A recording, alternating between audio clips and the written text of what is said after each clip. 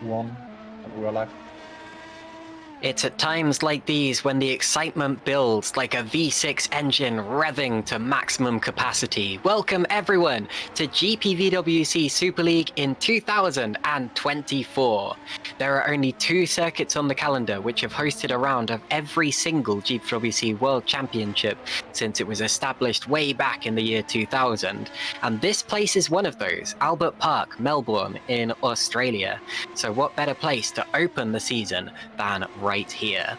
Now obviously this is a brand new series with some brand new cars and teams and drivers, and we've prepared a little something for you, a little video nicely prepared by Ed Hunter, who you will be hearing from later. And this video is going to talk you through everyone, all the names and faces and sights and sounds that you should expect to experience today.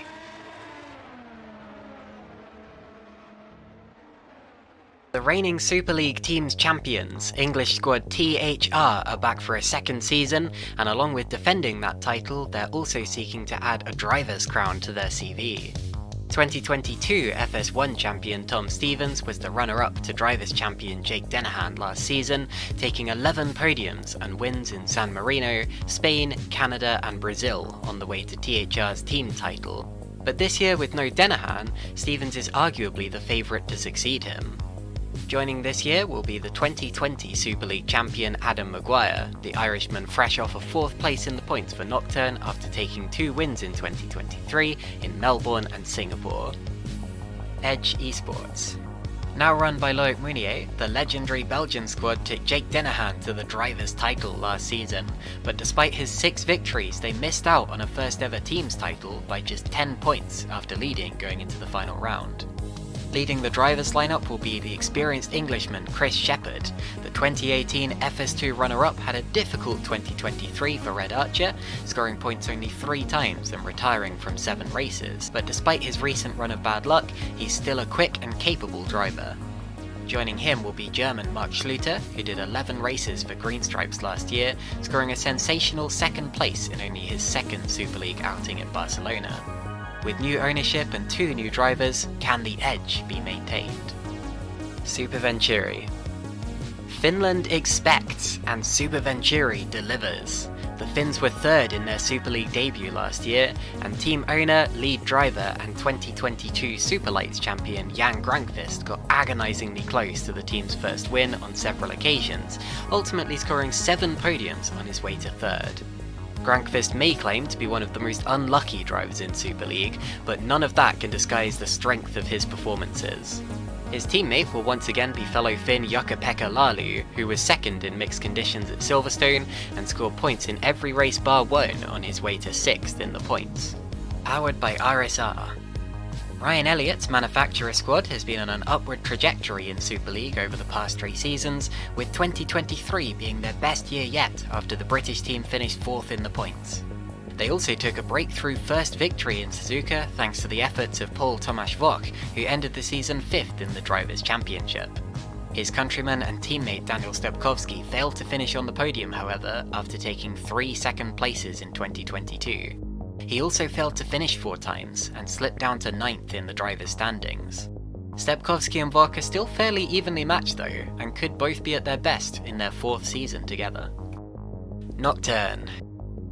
The 2022 FS1 champions moved up to Super League last season and came within 5 points of beating RSR after taking 2 victories with Adam Maguire. This season, Toby Davis's German team takes on double Super League champion David Vidok. Last year, the Englishman had 10 points finishes for Stax Racing and will be looking for his first podium in 3 years. Joining him will be Germany's Moritz Kropp, who had a strong debut for the team in San Marino but struggled for results thereafter and switched back to FS1, where he was a revelation for Lunark and rediscovered his mojo. Now rejoining Nocturne at the top level, he's a much more confident driver and could be a regular points finisher this time around. Adonis Engineering. Menno Klont's squad were team's champions in 2020, but then had a couple of lean seasons before recovering to 6th in 2023. Super Swede Robin Pansar took his first career victory for the team at Spa-Francorchamps, with some strong performances on his way to 8th in the points table. He'll be hoping for more than 2 podiums in 2024. Alongside him will be Janos Brakčok, a man with 5 pole positions and podiums to his name in the FSR World Championship, where he competes for Brabham Esports. Known for his incredible speed, the Hungarian is a very welcome new addition to the grid, and definitely one to watch out for this year. Holland Racing Team. 2023 was a disappointing year for Dethan Roetring's HRT squad, with the Dutch outfit falling to 7th in the points after 2 seasons in the top 3. Pascal Polens endured a difficult season, scoring just 13 points and retiring 6 times. However, the German did win the Mexican Grand Prix for the team in 2022, and is occasionally showing signs of recapturing that form. His teammate will be countryman Matthias Moos, who was 3rd in 2022 and recovered from a tough and unlucky start to 2023 by finishing 12th in the points for Red Archer. Now trading red overalls for orange, can Moos and Polens get HRT back to the front? Epic Racing Team. In their 5th Super League season, Lee Davidson's Epic Racing placed 8th, just 4 points adrift of HRT. The main highlight of 2023 was Monza, where Norway's Jarl Tyen subbed in and took an unexpected victory. Lead driver and race winner Geoffrey Fournier returns for his 8th season in Super League after the French driver scored 11 points finishes but no podiums in 2023. Joining him will be Austrian Fabio Sixter, who was 4th in the points in 2019 and has 4 wins to his name, but his form in recent has been patchy to say the least. Last season ended on a high though, with 9th in Brazil. Stax Racing. After being runners-up in Super Lights in 2021, Christian Zerner's Stax team have spent 2 years in Super League. Last year they went from 11th to 9th in the table, and the Canadian outfit is relying on 2 Hungarian drivers to bring home results. Zolt Schukes joins the team after his debut season for Adonis last year, where he was in the points 7 times, with a best finish of 5th in Australia. His teammate will be Istvan Xingel, who joins the GPVWC ladder after a strong season in FSR Academy to the runners-up spot, which he pipped Matthias Harvig to by 0.033 of a second. Green Stripes Racing. 2010 FS1 champion and Super League podium finisher Christoph Liechtenstein enjoyed immediate success when he established the German Green Stripes Racing team in 2012, placing 2nd in the points, a height they failed to reach again in the 11 seasons since. Last year they were 10th, with the main highlight being Marc Schlüter's podium in Spain. This season, German Reuven Machedi, runner-up in FS2 in 2022, joins the Green Stripes full-time after an impressive 9 points finishes last season. Joining him will be Dutchman Stijn Hangraaf, who has a degree in aerospace engineering and has ambitions to work as a race engineer. In sim racing though, he's something of a newcomer, with only 2 FS2 races under his belt from 2023, so he's going to be up against it this season. Zortax Racing. Formerly known as Mood Auto Concepts, Justin Meister's team had a low-key debut in Super League in 2023, finishing 12th in the points. The German squad has a major signing this season in the form of 2015 champion Philipp Puschke. However, his last 2 seasons for Stax have been solid rather than spectacular, with regular points finishes but no podiums. Returning in the sister car is England's Matthew Williams, the 2021 Super Lights champion, who did the final 8 races of 2023 for the team and scored points in 6 of them. So far, his best result in Super League was a 3rd place finish at the dramatic 2021 Brazilian Grand Prix. Pescara ADG. The 2021 Super Lights champions have finished 13th and last in Super League in the last 2 years, meaning the Italian squad has decided to completely change their driver lineup. Returning to the team after a year's sabbatical will be Germano Zappala, who won the 2020 Brazilian Grand Prix, but quit halfway through an accident-filled 2022 with Pescara, in which he retired from 6 races. Joining him will be Greek driver George Zalogiannis, the 2022 FSR Academy champion, who was 5th in their Pro Championship last year after winning at Silverstone for ground effect sim racing. He doesn't bring any GPVWC experience, but what he does bring is prodigious pace and ability. Geeks Sim Racing. The first of our promoted teams making their debut in Super League is Mike Teichmann's Geeks Energy team. Last season they got their best finish yet in Super Lights with 2nd, and they're keeping the same driver lineup of Dylan Fisher and Heiko Poom. British driver Fisher was runner-up to Owen McGorgy in Super Lights last season, taking 8 podiums, including a dominant win in the rain at Spa. He was also the only driver other than McGorgy to take multiple pole positions at Monza, Suzuka and Yas Marina. Estonian Poom won the season finale in Brazil and took 3 other podiums on his way to 3rd in the points, and he was a very good foil for Fischer and a big asset in the team's championship. Shall the geeks inherit the Earth this season? Virtual drivers by TX3. Competing in sim racing since 2006, the black and green French team finished 3rd in Superlights last season and continued to field the same all-Italian lineup from last year. Fabrizio Gobbi finished 5th in the Superlight standings, taking victories in Saudi Arabia and Singapore as well as 3 other podiums. He returns to Superleague for the first time since 2021 and previously won the 2020 Canadian Grand Prix for VBM Esports. Joining him once more will be his inseparable teammate and countryman Giuseppe Ragusa, who won the Superlights round in Bahrain last season on his way to 7th in the championship. His results in Super League aren't quite as impressive as Gobbi's, with just 2 podiums to his name, but expect the pair to remain closely matched this season. TOP Esports. The 15th and final team on the grid are the reigning FS1 champions TOP Esports. The British team were unstoppable in 2023 and have very much earned their promotion to the top tier. Leading the charge is team owner and reigning Superlights champion Owen McGorgy, who took 8 victories last season and wrapped up the title with 3 rounds to spare. He's also had 10 outings in Super League already, and last year took 2 podiums and a pole position in Hungary for HRT on his way to 11th, despite only competing in 7 rounds. Joining him will be Spain's Carlos Martin, who took 5 wins and 12 podiums on his way to 3rd in the FS1 standings behind his new team. He also took 3 race starts in Super League in 2023, gaining a best finish of 5th in Singapore. Can this lineup go all the way to the TOP? 3, 2, 1, and we're live again. Very good. So we're back here at Melbourne for the Australian Grand Prix. That little package that you just saw was very neatly prepared by Ed Hunter, and Ed is actually joining me in the commentary box today. Ed, how are you doing? Oh, good, thanks, Caitlin.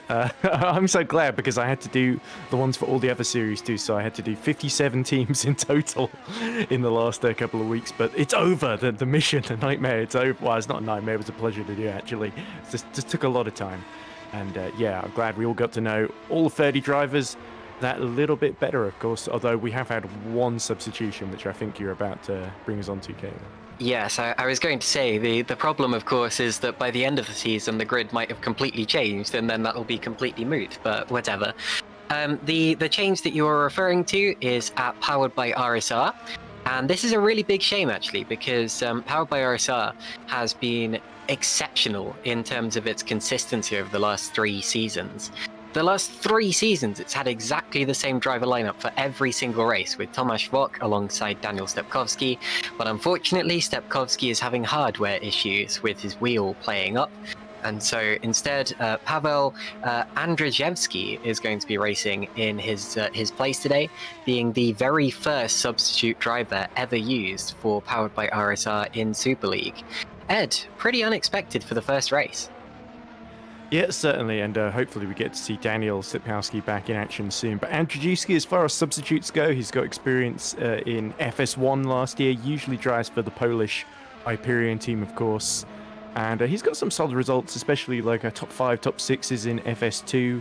I think he got a top 10 in Superlights last year, 2 years ago, sorry, 2021, filling in for Hyperion. So he might do okay here. You never. It's a bit of a last-minute call-up, though, so expectations aren't going to be through the roof or anything, but there's a good opportunity for the pole to shine here, and especially it'd be important to get a couple of points to put RSR's season off to another good start. They always seem to start the seasons well, don't they?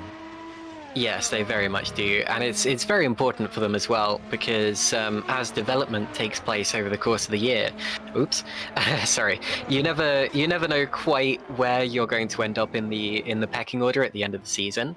So this first race, in many ways, is the most important race of the year. Every single car is completely equal going into this one. There has been no development work whatsoever. So the only changes you will get between the cars are the setups and the nut that holds the wheel. Those are the only 2 things that are different. And that, of course, means that if you do well here, then not only do you get the bragging rights of having won over a completely fair field of cars, but you also get the advantage of having won without development coming into play. And if development ends up going your way, then you could end up fairly dominant. But anyway, what you've just seen is the end of the practice session. We decided to start the broadcast slightly early today so we could bring you the entirety of qualifying. We're going to have a 15-minute session coming up in just a minute, and that will, of course, decide the grid for the 2024 Australian Grand Prix. Ed, I'm so glad that we keep coming back to Albert Park, because we've seen other series who have gone to some quite unremarkable places for their season openers. And of course, in the real world of Formula One, there hasn't always been an Australian Grand Prix. But here in GPVWC, it is a staple of the championship. We've raced here every single season since 2000. Yeah, it is pretty impressive, the staying power that it's had. And it's still on the F1 calendar in real life as well, albeit as the third round, of course, but it's sort of situated in downtown Melbourne. It's a nice little hybrid of sort of a street circuit, but with some very, very high speed sections on it. So it really rewards precision, some tidy driving. 11 and 12 going into that long run through from pretty much turn 7 all the way through to turn 11 is flat out as well in sector 2. So that's going to be a really, really interesting overtaking opportunity. But the rest of the track has its challenges too. 13, Ascari is another good overtaking opportunity. And then there's that iconic sort of Brabham Jones 1 and 2 right-hander, left-hander to complex right at the beginning of the lap, which is always a little bit tricky in terms of making sure you don't mess up the exit there, because it can really compromise you around into free and leave you vulnerable there. So lots to think about, lots of technical challenges, lots of high-speed challenges, and for a new season, it really feels very, very wide open, with a lot of our new teams looking to really, really impress, and a lot of our old teams like THR looking to maintain that title, and they might have a bit of a job on their hands, Caitlin. Indeed. Well, everyone's got a job on their hands today, because this is in some ways the hardest Grand Prix on the calendar, with fresh machines that they might not be that they might not be used to. Some of these drivers might not have done a race start in a while, so there may be some rust involved. But I'm sure that we will see how that unfolds in just over 15 minutes time. Meanwhile, the qualifying session has begun. Just to remind you how this works, it is a 15-minute session, but you won't be seeing any other cars on track other than the car that we're focusing on. We have basically single-player qualifying, although all at the same time. It's kind of like back in the Formula One days, where they used to do one-shot qualifying, where a driver would go out by themselves, there wouldn't be anyone else on track, and they would have the track to themselves for the fastest lap that they could possibly do. We do that, but of course without the disadvantage of having to wait for every single driver to do their laps. Instead, they do them all at exactly the same time on an identical copy of the circuit, and that counts towards the leaderboard. So that's quite a unique thing that you can't actually do in reality. It's absolutely unique to sim racing.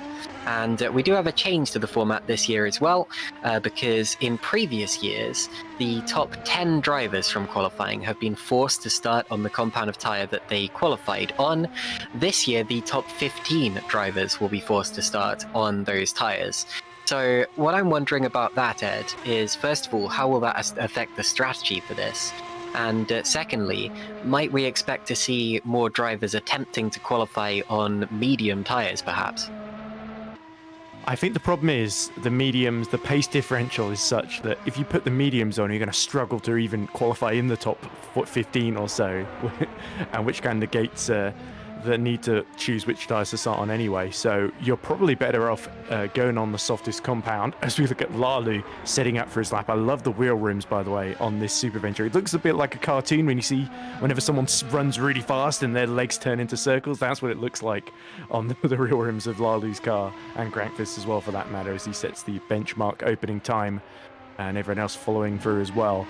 But yeah, I think it's going to play in more for the people who qualify outside the top 15. It means they've got free choice on strategy. So you're going to see if a couple of people all go for the mediums, and potentially maybe one or two near the back going on the hard to try and extend that first stint as well. But anyway, right now it's all about out-and-out speed, and looks like Grankvist on top of the moment, 117.2, fastest final sector as well. Adam Maguire, though, winner last year, fastest in the middle sector, and that's where the overtaking's done, Caitlin. Now, let's not forget, Adam Maguire wasn't just last year's winner, he's actually a 3-time winner of this Grand Prix, having won it in 2020 and 2022 as well. His streak was only interrupted by Liam Duval in 2021. We do have a couple of winners of this Grand Prix on the grid today. Geoffrey Fournier springs to mind. He got his one and only GPVWC victory here back in 2018, which was Epic Racing's first victory as well. But those are the only two previous winners on the grid as far as I'm aware, unless of course you count the junior category in which or the junior categories in which some of these other drivers have plenty of experience.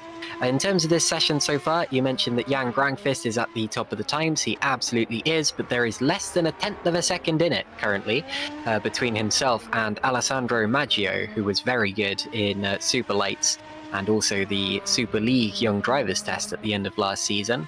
You have Matthias Moos right up there, both of the Super Venturis in the top 4 so far, but still plenty of time to go. And realistically, Ed, only the last 2 minutes of this session are going to decide the order.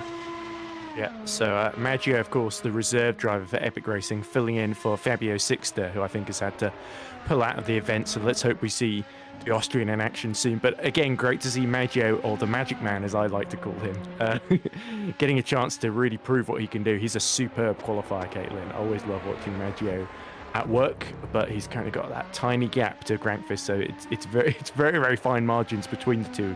I think it's that final sector for Grankvist that's really saving him from keeping him on top at the moment, essentially, as we look at Tom Stevens starting his first flying lap.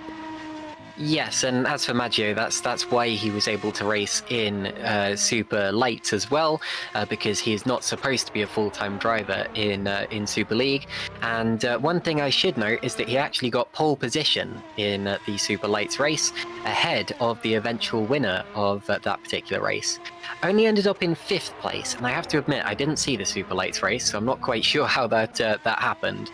It rained, and he went on the full wet tyres when everyone else went on the Inters, I think. So that was what sort of slightly undid Maggio there. But of course, he's on a pole streak, because he was on pole for the last Super Lights race of the previous season as well, where he got pole in Sao Paulo. So you look at Matt Williams. Oh, is that a purple middle sector for Matthew? And Williams gets the Zortax racing car onto the front row, just marginally behind. That's 19 hundredths of a second behind Jan Grankvist there. Superb lap by Matt Williams. Absolutely. Matthew Williams in the top 2, and just 200ths of a second, less than that, behind Jan Grankvist as it stands. We're looking at Grankvist and his response. Look at that! You talk about using all of the track and more. He was on the grass on the way into that turn. I'm always surprised the car doesn't pull to the left or go shooting off into the gravel trap when you do that. But Owen McGorgy is now top of the times by just under 3/10 of a second, sorry. McGorgy with the fastest 3rd sector of all, and he is the first driver under 1 minute and 17 seconds. And being the Super Lights champion from last year, he should be a real contender for, I mean, I'm getting ahead of myself here, but not just the race today, potentially the championship overall. Yeah, McGorgy definitely one of the ones you want to keep your eyes on. Of course, team owner of TOP, and very keen to make a fabulous first impression, but almost a tenth quicker than Grankvist in all 3 sectors there, as Grankvist only marginally improves, has only 2 tenths behind now. And so that gives him another 10th to Matthew Williams, which will certainly help Jan Grankvist, but it doesn't help his current position, of course. We'll have to see if anyone else can get in between in the pack there, but very tight then. I think only half a second separates the top 6, top 7 or so for everyone down from McGorgy to Lalu at the moment. So McGorgy, Grankvist, Williams, Maggio, Pansar, Lalu are the top 6 as it stands. Giuseppe Ragusa improves on his own lap, goes P13 as it stands for Virtual Drivers by TX3, the very distinctive livery. Goodness me, talking of distinctive liveries, this car, I'm ashamed to say, but the first thought that popped into my head when I saw it was McDonald's. I don't know if they'll be particularly flattered by that, but across the line goes Alessandro Maggio. and stays in 4th position with that one. Yeah, apologies to anyone watching from the Epic Racing team. It is a nice livery. I have to say, I thought of McDonald's.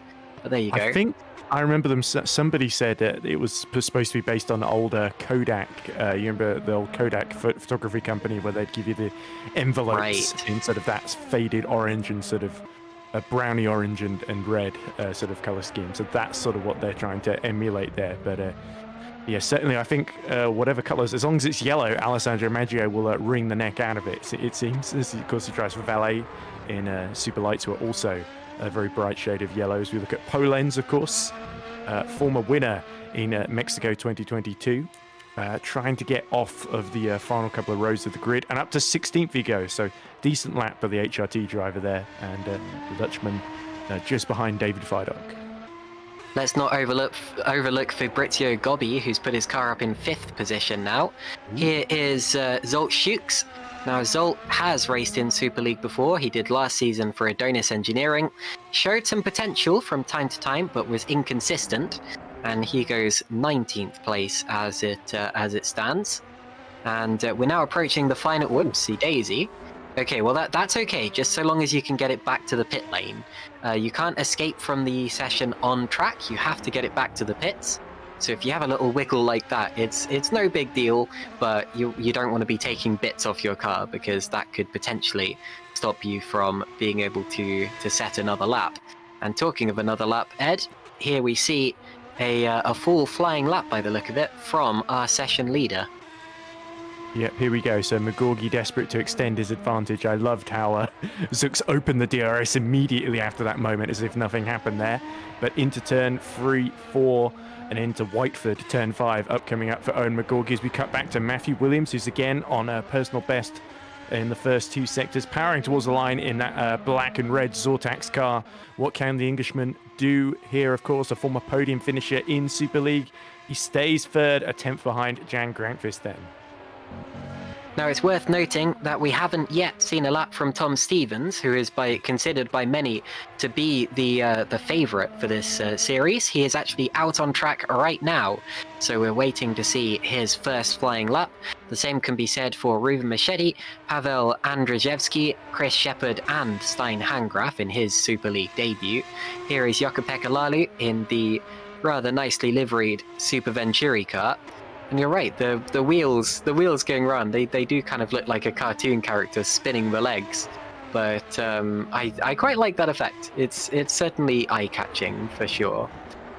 Just 4 minutes left now, so the drivers have time to complete this lap and then set up for one final flying run. But this is when it starts to get real, because as the rubber is laid down on the track, the cars begin to go faster, and Jukka-Pekka Lalu has demonstrated that by going 6th fastest as it is. And Matthew Williams improves as well. He is currently in 3rd position. Let's see what Jan Grankvist can do. He was a little down in the 2nd sector, but comes up to the line to complete another lap. Does improve, but is not quite quick enough to get close to Owen Magorgi. Yeah, the problem with Grankvist is he's got Williams nipping at his heels constantly, and talking of nipping at the heels, his teammate Lalu only 0.006 of a second behind Fabrizio Gobbi on his return to Super League. So Gobbi only just holding on to that 5th position, as Maggio sets a purple middle sector there. Impressive speed then in the high-speed section then. So just Ascari, and then for turns 14, Stewart, 15, Prost, and then turn 16, that almost never-ending right-hander where you have to be so patient on the throttle. Maggio just absolutely pushing it to try and get Fabio Sixta's epic racing car that he's subbing in onto the front row if he can. This is going to be close, Caitlin. Absolutely, across the line he goes with a purple 2nd sector and stays in 4th position, so not the best 3rd or 1st sector on his lap. He does improve on his own time, but you need to improve on your opponent's time as well. Fabrizio Gobbi has a potential, actually, has chance to demote both of them as it stands. And here's Pascal Polenz also improving on his own lap, but right now I'm a little more enticed by Fabrizio Gobbi's effort as he comes out of the final corner in the Virtual Drivers by TX3 car, approaches the line, and stops. Okay, so that might be the end of the session there for Fabrizio Gobbi. Do you reckon he ran out of fuel, or what's happened there? Could have run out of fuel. It might also be that he just doesn't think he can do better than 117.379. So that would be Well, he was going frustrating better. for Lally. Oh, he was going faster. Okay, then maybe he has just run out of fuel. And with only 1 minute 40 left in the session, there's not quite enough time, I think, to get to the end of the pit lane and set another flying lap. Unless Gobby is trying something very, very clever here. Looks like Ragusa in the sister car. He's just gone 7th fastest behind Lalu. And he's gone into the pits too. So TX3, that's as fast as they will go. Good stuff from Ragusa, former Super League driver returning after 2 seasons away, has 2 podiums to his name, so surely has the potential to do even better than that with everything going his way. Here's Mark Schluter coming out of the final turn for his lap now. Across the line, and 12th position for Mark. Not bad at all. Edge Esports are in for a little bit of a tough year here because they've lost some significant personnel, including, of course, the world champion, Jake Dennehan. And I was saying this in the preseason test, but it's quite a shame that we don't have any of the last 3 GPWC champions on the grid. And the most recent champion who is with us is Adam Maguire. And that, of course, makes him one to look out for. But yeah, a little bit of a shame. I'm sure they've gone on to do other things that they're very happy with. Zolt Shooks there, up into 14th position. And here is Lalu on his final flying lap as the timer begins to get perilously close to ticking to 0. I guess the problem is once you win Super League, that's sort of the ceiling. You've reached it. There's no other tier to sort of go into apart from going to other series, and we're not allowed to talk about that apparently, so I won't. But yeah, I'm sure they'll all go on to better things elsewhere. But great, as you say, to still have Adam Maguire as the sort of benchmark that all these new drivers in Super League can potentially test themselves against.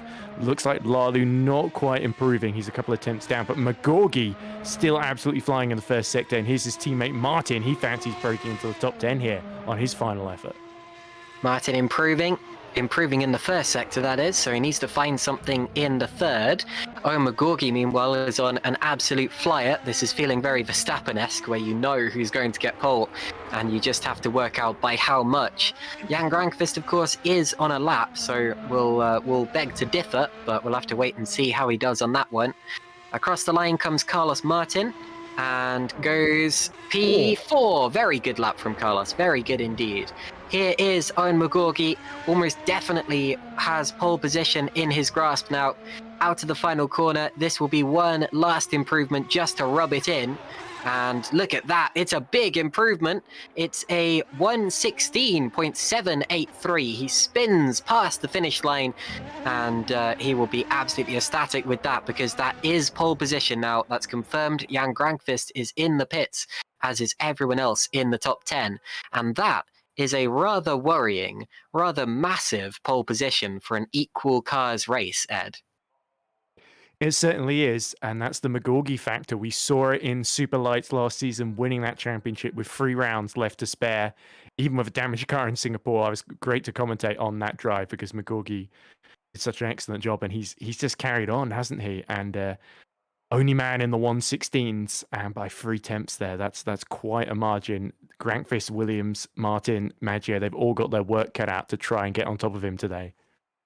Yeah, Maggio, the top rookie there, the top driver making their debut in GPWC Super League. Quite amazing to think he's making his debut after making so many waves in the preseason. Fabrizio Gobbi will be P6, then it's Jakub Lalu, Giuseppe Ragusa going from P8, then Robin Pansar and Tom Stevens, last year's runner-up, will go from 10th position on the grid. On the second slate, we have Matthias Moos and Pascal Pollens racing for Holland Racing Team, HRT, and then Tomasz Vok going from 13th position. Mark Schluter, P14, then Moritz Kropp in the Nocturne. Zolt Shooks is P16, and then it's Germano Zapala, Philip Pushke, former champion there, David Fidok, former double champion in the Nocturne, Adam Maguire, the most recent champion, and of course, double winner of this, 3-time winner of this particular race, only P20 on the grid. He would have been hoping for significantly better than that. On the third slate, you have Jeffrey Fournier. You have George Zalogiannis making his own debut in GPWC Super League. Istvan Xingel, another brand new driver. Hygo Poom and Dylan Fisher, not the greatest of qualifyings for the brand new Geeks Sim Racing outfit, brand new to Super League, that is. Menno Klont will be 26th, and then outside of the top 26 drivers who did not set a flying lap in qualifying are both of the Green Stripes cars, so Machete and Hangraf not getting a lap in, and then Pavel Andrzejewski, P28, and Chris Shepherd will go from P29. So that's the grid. We have 30 cars in GPWC Super League this year. It's a very healthy, very nice number of cars to have for the start of a championship. And Ed, long may that continue. Oh yeah, certainly. Always great to have a very, very healthy field. A shame that we had 4 cars that didn't quite get a chance to set a lap at the end there, but they'll certainly plonk on maybe a set of the mediums or the hards in the race, and I expect Ruben Machete, who was a consistent point scorer at the end of last season, to definitely be able to make some progress. Chris Shepherd as well, I think, will be very eager to move up the field too. I believe Menno Klont, team owner of Adonis, of course, is subbing in for Janos Braksok, the Hungarian, of course, who's done very well in other championships, but yet to make his debut here, and I'll have to wait another race longer then before we see him out on track in Super League. Indeed, so 5 different drivers making their first race start in GPWC Super League today. Alessandro Maggio, the most notable of those, with no disrespect at all to the other brand new drivers, but it's been a long time coming for Alessandro Maggio. He's been making waves in the GPWC community since he joined back in 2021. He's won races in the Academy Series. He won a race in Formula Sprint 2 last year. And as I said before, he topped the GPWC Super League Young Drivers test at the end of last season, making it almost a cert that he would be starting a Super League race at least at one point in this season. Istvan Xingel is a relatively unknown driver who will be racing for Green Stripes this year, and the Hungarian driver has now made his first qualifying appearance, and he will start from 23rd. Sorry, Stax Racing, not Green Stripes, my apologies. So Xingel will go from 23rd in the grid. The other rookies are Stein Hangraf, who did not set a qualifying lap, George Zalogiannis, who is also making his very first outing in GPWC as a whole, so not just in Super League, much like Istvan Xingel. And then last but not least, Pavel Andrzejewski, who of course is standing in for Daniel Stepkovsky today. And he's had some results in the past in Formula Sprint 1, Formula Sprint 2, and even a 10th place finish in Super Lights way back in 2021 at the Belgian round. But this is indeed his very first Super Lights race. So Ed, how will these 5 drivers be feeling approaching their first race at the top echelon of GPWC sim racing? Well, for Alessandro Maggio, I think he's very, very keen to get going because one of the reasons we call him the Magic Man is because he just had that prodigious progress through the order, didn't he? Where he went from winning an Academy to winning an FS2. I think he skipped FS1 almost entirely to go to Super Lights, which is his main series now, and now it's only right that he gets a chance to sub in at Epic Racing, of course, and if he could finish in the sort of top 6, top 7, I think he would be absolutely over the moon with that, because it really puts him in the shop window. As for the others a little bit further down the grid, Zalogiannis Single, they're both teammates who drive for the Chilean Grand Effect team in other R-Factor 2 open wheel series. So they know each other pretty well back there in 22nd, 23rd. I expect Zalogiannis will try and make his way through the field, and Single will try and follow through. Oh, and who's that? That's one of those taxes in the wall. I think it was an Edge, actually. Okay. Just judging by the rear wing, but it doesn't really matter because all you're seeing right now is the warm-up session.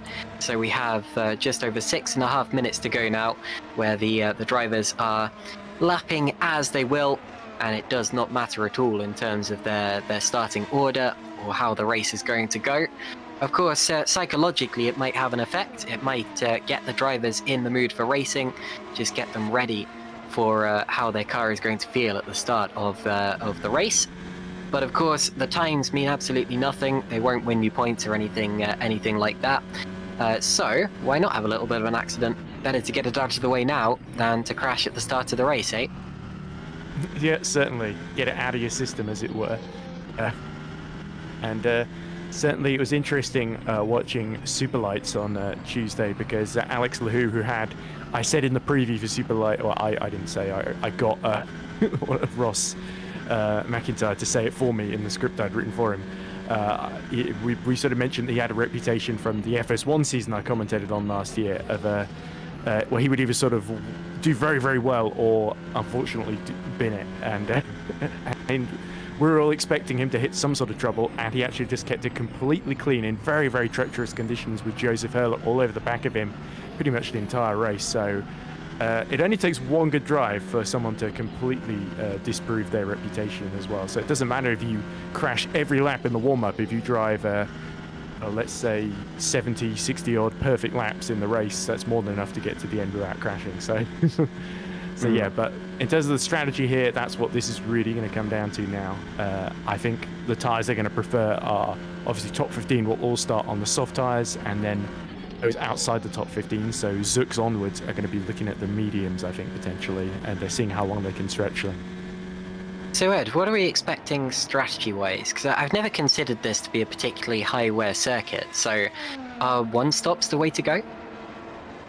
Almost certainly. Typically, you do see one-stops, although last year, of course, we had a bit of an unusual situation where Adam Maguire, I think, sped in the pit lane for his final stop, so he had to come in again to serve a drive-through, and he was still able to make up that time. He was insanely quick last year, and by passing his brother Luke Maguire and Jake Dennehan, both of whom are no longer in Super League this year, so that's 2 less cars he has to pass from where he starts. I think he qualified, was it just inside the top 10 or just outside? I think it was just inside. No, Maguire was 20th. Maguire had a really, really dreadful session. It was Tom Stevens who was just inside the top 10, yeah, but Maguire's got it all to do. Yeah, so he'll need some good luck here. I imagine Adam will plonk on a set of the mediums and try to sort of overcut the people around him and have fresh tyres at the end, because we saw with that late pace on low fuel tanks how quick he was last year. And that speed, it doesn't go away in a year. He's probably still capable of it. It's just finding some space in which to perform, and he'll need the harder tyres to do that in this race, starting where he is. Well, he's probably a little bit baffled, to be honest, about why he is so far down the order. It is worth noting that the car does have some notable changes from last season. It will be handling slightly differently, and the way you set it up will be different as well. Now, unfortunately, I haven't been able to get myself on a full list of specifications so that I can compare how this year's car... Sorry, hiccups. Compare how this year's car stacks up against last year's car, but hopefully I will be able to get that to you as the season progresses. But the thing you've got to understand is that it's different, and that's what matters, because this is a fresh start. You were just talking before about drivers who come into this series with a certain reputation, and how it's only going to take one good result for that reputation to go out of the window. Well, this is the best opportunity that you can possibly have to have a fresh start, because it's not just a new season, it's new car physics, it's a clean slate as far as the championship standings are going. And of course a clean slate in terms of development as well. All of these cars absolutely equal, all of the engines absolutely equal. That will change as the season goes along, but right now it's a completely fresh start. Yeah, the managerial aspect, we don't talk about it a whole lot, but it does inevitably impact the way that things play out. The top teams aren't just, they haven't just got the best drivers, they've got some great managers who will use their budget wisely in the parts of the car that they need, be it the engine power, be it the aerodynamics, be it quicker pit stops potentially, all sorts of things that they can allocate their resources towards. And it makes an impact into how their races play out. Often a little bit invisible and tricky to see, but come the end of the season, you really start to notice the teams that invest wisely and the teams that maybe don't invest as wisely. Let's put it that way. But I think that it's hard to get it right and very, very easy to get it wrong. Is what I'm trying to get at in terms of the managerial aspect. Indeed. Hello to everyone in the YouTube chat. Good to see you sticking around even during this warm-up session. I know it's not the most enticing of content, but trust me, we do have a race for you. It is coming up very, very shortly indeed. Plenty of names that I recognize in here, plenty of racers, plenty of race winners. We've got Alex Laho tuning in, who of course won the Super Lights race the other day, so congratulations for that. Mr. Dakar 2, he says, Maggio X Hans Zimmer this round. I can feel the edit incoming. If you want to make that edit, then by all means go ahead. I'm thinking or you can of just hire me to do it. of course. I'm pretty sure we would get flagged. I'm pretty sure we would get flagged for using Hans Zimmer music, but I did actually use a very, very nice track for the intro. I think it's an album called F1 Legends. I won't say the name of the artist because it's explicit, but the track was called Jackie. It's named after Jackie Stewart, the track that we heard in the intro. But yeah, we also have in Ruben Machete, who says, well, last to first challenge it is. He's not quite last because other people also didn't set lap times, but it's going to be interesting to see Ruben's progress for Green Stripes today. Well, I noticed earlier Ruben was talking about how he felt he had top 5 pace, but he wasn't able to show that. So, Ruben, did you have an accident? Or I think he probably had an accident at the start of the session, which meant he wasn't able to set a lap time in the end. But if that is true, if he does have top 5 pace, then it should be very impressive seeing him coming through the field. And now, of course, he's got to live up to that. But anyway, starting from near the back, there's the very brightly coloured Geek Sim Racing car, Hygo Poom. I was sitting with some of the Geek Sim Racing personnel at GPVWC Day during the quiz. Dylan Fisher was my quiz partner, and we were sitting right next to Michael, who of course runs the Geek Sim Racing outfit.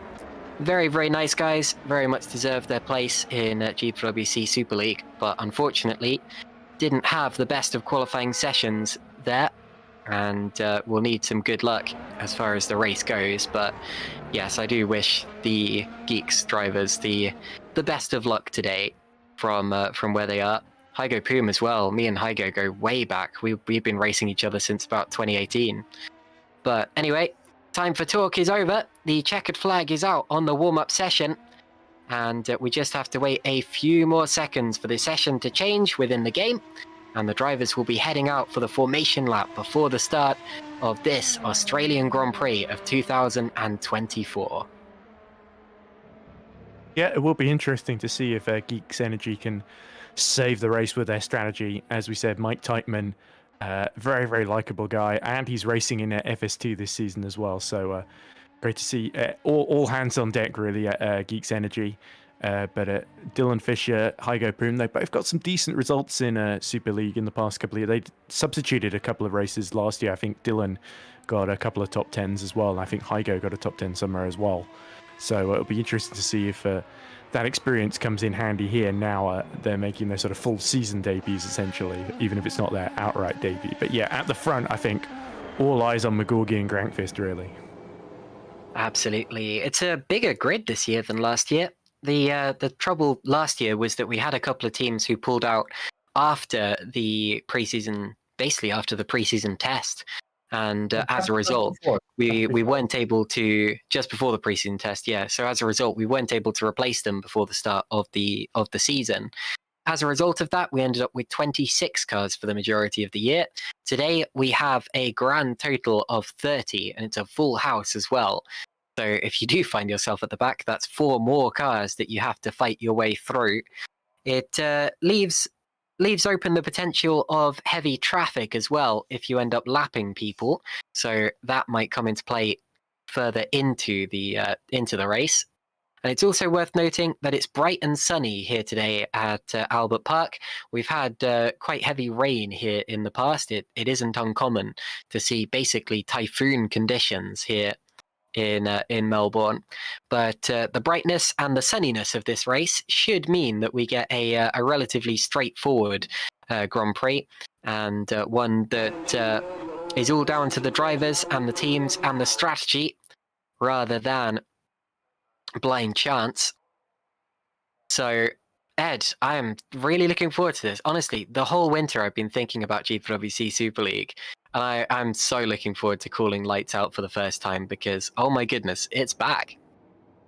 Yeah, absolutely. Well, I'm kind of the opposite to you, Ketan, because I was thinking about all the other series, and I thought Super League would be the last one I'd be commentating on. But but luckily I got the call up, and I'm subbing in. I'm always glad to do it.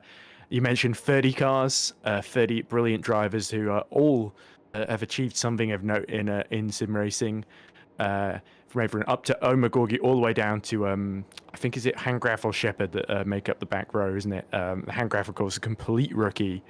So he's going to be a little bit up against it, but very, very likable man, Ishtin. So let's hope that he can get loads of laps under his belt and improve as the season goes on. But so what I'm getting at essentially is it's not just quantity, it's quality as well in this field. So all these drivers, they don't just drive in GPV, they drive elsewhere just to keep their racecraft up, and it's brilliant to see them all up against one another at the top level. So here we go then, away for the formation lap for the first time in 2024. Let's take a look at the starting lineup. So Owen McGorgy will be going off from pole position today. He will be joined on the front row by Jan Grangqvist, who was third in the championship last year.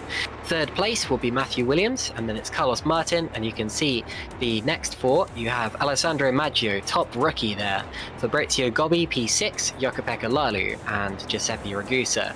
Then it's Robin Panzer, Tom Stevens, Matthias Moos, and Pascal Pollent, the two Holland Racing Team cars, side by side on the grid. Thomas Schwock will be P13, then it's Mark Schluter, Edge Esports. You have Moritz Kropp and Zolt Schukes, who will be going from P16, and the top driver with free choice of tyres. We'll talk about that in a second. Germane Zapala, P17, then Philip Pushke, P18, David Feidock, and Adam Maguire, three-time winner of this race and 2020 world champion, only 20th on the grid. Jeffrey Fournier, also former winner of this race, P21. George Zalagianis makes his debut from P22. Istvan Zingel, P23. Then it's Heigo Poom, Dylan Fisher, Menno Klont, Pavel Andrzejewski, replacing Daniel Stepkowski. And then, of course, Stein Handgraf also makes his debut today. Chris Shepard, and we've lost one. We've lost Ruben Machedi. Where is Ruben Machedi? Well, unfortunately... It's saying Ruben's Wi-Fi has crashed, apparently. Damn, that's a big shame. So unfortunately, we have only ended up with 29 cars starting this race. I've noticed that Machedi's gone into the RD lounge, race director's lounge, presumably to say, can we restart please? But unfortunately, I think it may be too late. I can also tell you that Chris Shepard will be starting from the pit lane. And I think it's about time we started talking about tyres as well before it's too late and they get to the grid. The top 15 drivers, of course, will have to start from the soft tyres. Zolt Schukes is indeed the top driver who starts on medium tyres. And then Jeffrey Fournier is the only driver further back than 16th place who will be starting on the soft compound of tyre. So it's almost a 50-50 split as far as the grid is concerned. Fournier the only exception. And of course, we do have a harder compound of tyre available as well, which we might see being used as the race progresses. So, onto the grid we go. 28 drivers. That looks like a harder compound of tyre for Stein Handgraf there. So, obviously... Sorry, what was that, Vince? It's maybe the game. Maybe the game, okay. There's mediums on race view for Handgraf. That's what I'm thinking as well. So potentially a disconnect between what we're seeing and what the drivers are actually on. So hopefully that will update itself later on. But anyway, the drivers are on the grid. We've got 28 cars there.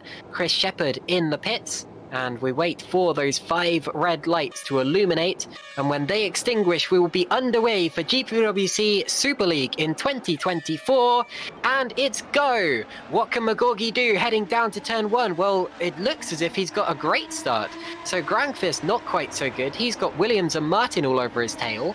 Yellow flag showing further back. Someone went sideways. I think Stevens, it was one of the THRs, so maybe Stevens, maybe Maguire got involved.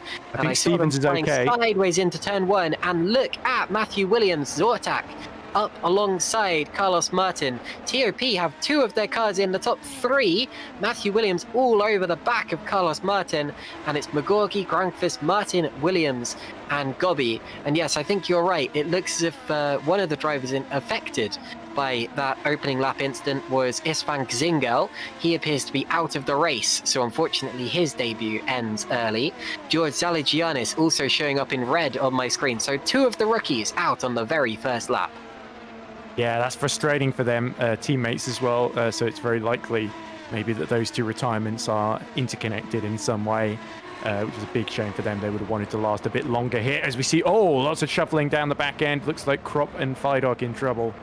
But yeah, the big mover up front was Martin. He positioned himself perfectly to get past Matthew Williams. And Moritz Krop is out. So, and Philip Pushke is out too. My goodness, 4 people out on the first lap of the race. And with Krop and Pushke, some pretty big names in that one. A massive shame, and you're right, it did seem to be that part of the order that came together.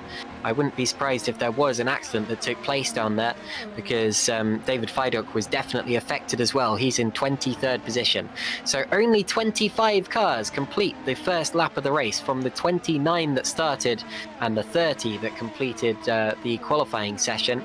And McGorgy leads from Granqvist, Martin, Williams and Gobby, the top 5 at the end of that opening lap of the race. Here is Jeffrey Fournier, Epic Racing Team. He got his and his team's first victory here back in 2018.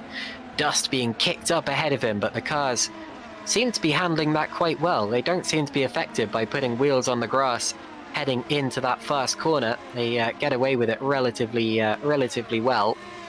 And I can tell you that the top driver on medium tyres is now Germano Zapala, who has passed Oltschuk's at the start, so that's important strategy-wise.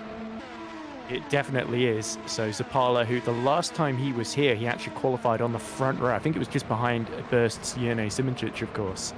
And Zapala then, I think, retired about midway through the race with a brake failure, which was a big shame. So still very much in this race and could, on that alternate strategy, come into play a bit later on. But meanwhile, Fournier on the soft tyres needs to make progress as soon as possible. We saw him right over the back of Maguire as we cut back to Maggio on his debut, still doing a very, very tidy job, but he has been jumped from the starting grid by Fabrizio Gobbi as he gets just a little bit loose into turn 1.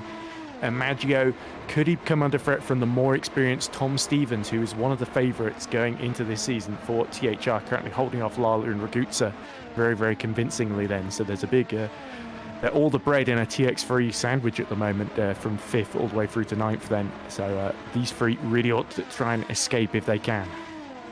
Now, one thing to notice is that DRS will be available from basically now. They're about to cross one of the DRS lines.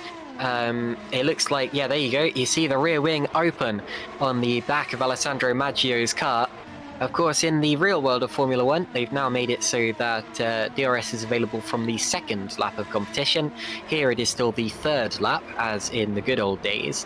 And there are 4 DRS zones on this circuit. You have one on the start-finish straight, you have one out of turn 2 up towards turn 3, you have one heading towards the weight chicane, and then you have one heading out of the weight chicane as well. So plenty of opportunities to use your proximity to the car in front of you to your advantage. It means that you don't necessarily get caught up in all of the dirty air that you might otherwise expect to be caught off guard by. And once again, you see the DRS flaps opening, but not on Adam Maguire's car there. He is almost a sitting duck from Jeffrey Fournier, who's all over his tail end. Yeah, and Jeffrey Fournier, a former race winner actually here in Australia several years ago. Here we go, having a look up the inside into turn 3. Adam Maguire tries to squeeze from the outside and has to go the longer round to keep that position. But all this battling is bringing Hygo Poom in the Geeks Energy car into play here. So Hygo licking his lips in anticipation because he fancies getting up into 18th or potentially 17th place, depending on how this goes. As long as Fournier and Maguire just fight each other tooth and nail, then he can potentially try and slip through. But Fournier with the DRS, he's got the inside here into 11. He does indeed, and that's important because, of course, Fournier is on those soft tyres, and the longer he sticks behind people, the more time he loses. That looked like a bit of a kerfuffle there as Mark Schluter comes out of the weight chicane, side by side with Matthias Moos and then with Robin Panzer all over his tail. I'm rather disappointed to see that once again the HRT and Adonis cars look quite similar. That does tend to be the case. But yes, Mark Schluter potentially getting over the grass and the gravel on the exit of the turn, and comes out of it in 13th position and a full-on DRS train. Well, they've done, I was talking to Menno about this, they've done very well to invert the liveries from each other. So it's a black rear wing for the HRT, and it's an orange rear wing for the Adonis. The only problem is when the DRS is open, it's a little bit harder to tell because there's just a big gap where the rear wing normally is. Yes, and also when they're going at this speed, sometimes you just see an orange blur and you're like, was that the rear wing or the front wing? I don't even know. But anyway, Mark Schluter still in 13th position, a little bit of sparking out the back of the car, and they really are using all of the grass on the way into that corner. It looks like that's just the line through there, especially if you're defending from another car. Maybe kick some dirt in their face and see how they like that. But anyway, one thing to note, yes. Pocket sand, yes, I like that. One thing to note is that none of the top 3 cars have DRS. So Magorgi has broken away from Jan Granqvist in the early stages, as his qualifying pace suggested that he might. And Granqvist himself is 1.5 seconds ahead of Magorgi's teammate Carlos Martin.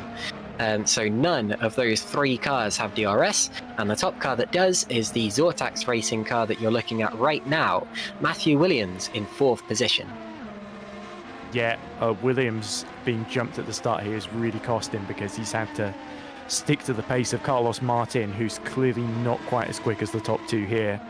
And Matthew Williams, if he wanted to get himself into play for victory, he really needs to clear Carlos Martin quickly. But Martin, we saw it so many times in FS1 last season and in his when he finished 5th in Singapore in the Super League race last year. He's a very, very solid defensive driver and strategically always on the money. That seems to be the Neterex line, because I remember Victor Ivanov in FS1 for MS Performance, who won, of course, the season opening race. He was also using that exact same line into 6. We're going as wide as you can on entry to sort of maximize your exit. And here comes Williams. Oh, just shifting with the DRS at the last minute to go all the way around the outside of Martin. Beautifully judged there by the Zortax driver. Lovely stuff with the overspeed. Looks as if there was a change between, was it Ragusa and Lalu as well? So that's over 8th position, a bit further back. But yes, Williams up into 3rd position as it stands. And another change was Poom on Maguire. So Adam Maguire really is having a dreadful day so far. We're looking at Pascal Pollent on the back of Jukka-Pekka Lalu and Giuseppe Ragusa. So 2 of the drivers in the midst of the battling as it stands, and out of the final turn for this particular lap they go with the DRS wide open. Now, for the drivers on soft tyres, it's a little too early to be thinking about pit stops, but what we've been seeing in previous years in GPVWC Super League is that the drivers have wanted to get onto the hard tyres for as long as they can, just so they don't have to worry about their tyres much anymore. And we really have seen the hard tyres being the favourites over the recent couple of seasons. This year, however, the fact that so many drivers started on mediums tells me that there's a potential for some differering strategies. And with this track being so reliant on grip as well, I wouldn't be surprised if the soft tyre runners go further than we would otherwise see.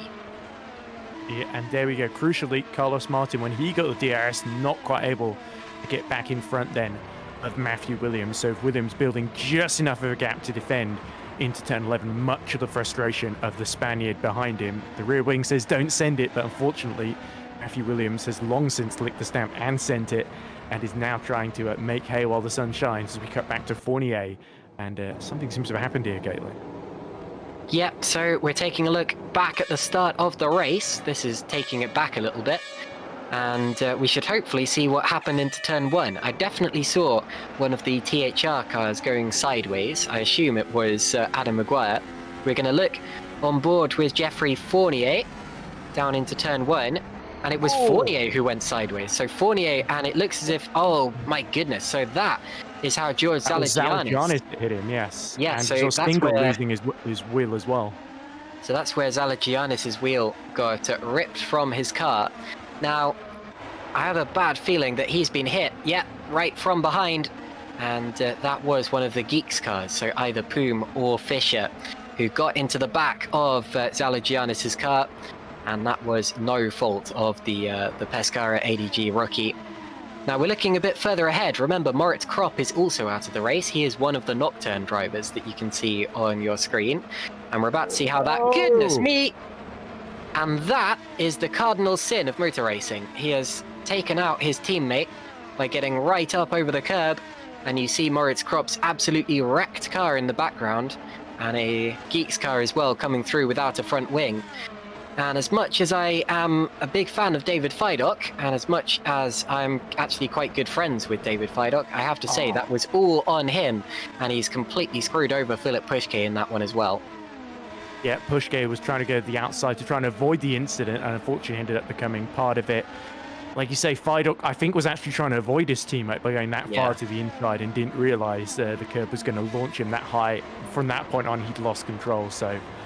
I feel really bad for both of the Nocturne drivers there because you could say, yeah, definitely avoidable collision, but I don't think either of them really consciously slept. It's not like either of them sleepwalked into that, but yeah, if the blame is on anyone, it's on Feidock. And look at Martin again, using the Netrex line through turn 6. It seems it's only the Netrex drivers have decided to do that here in all of the 5 categories here in GPVWC.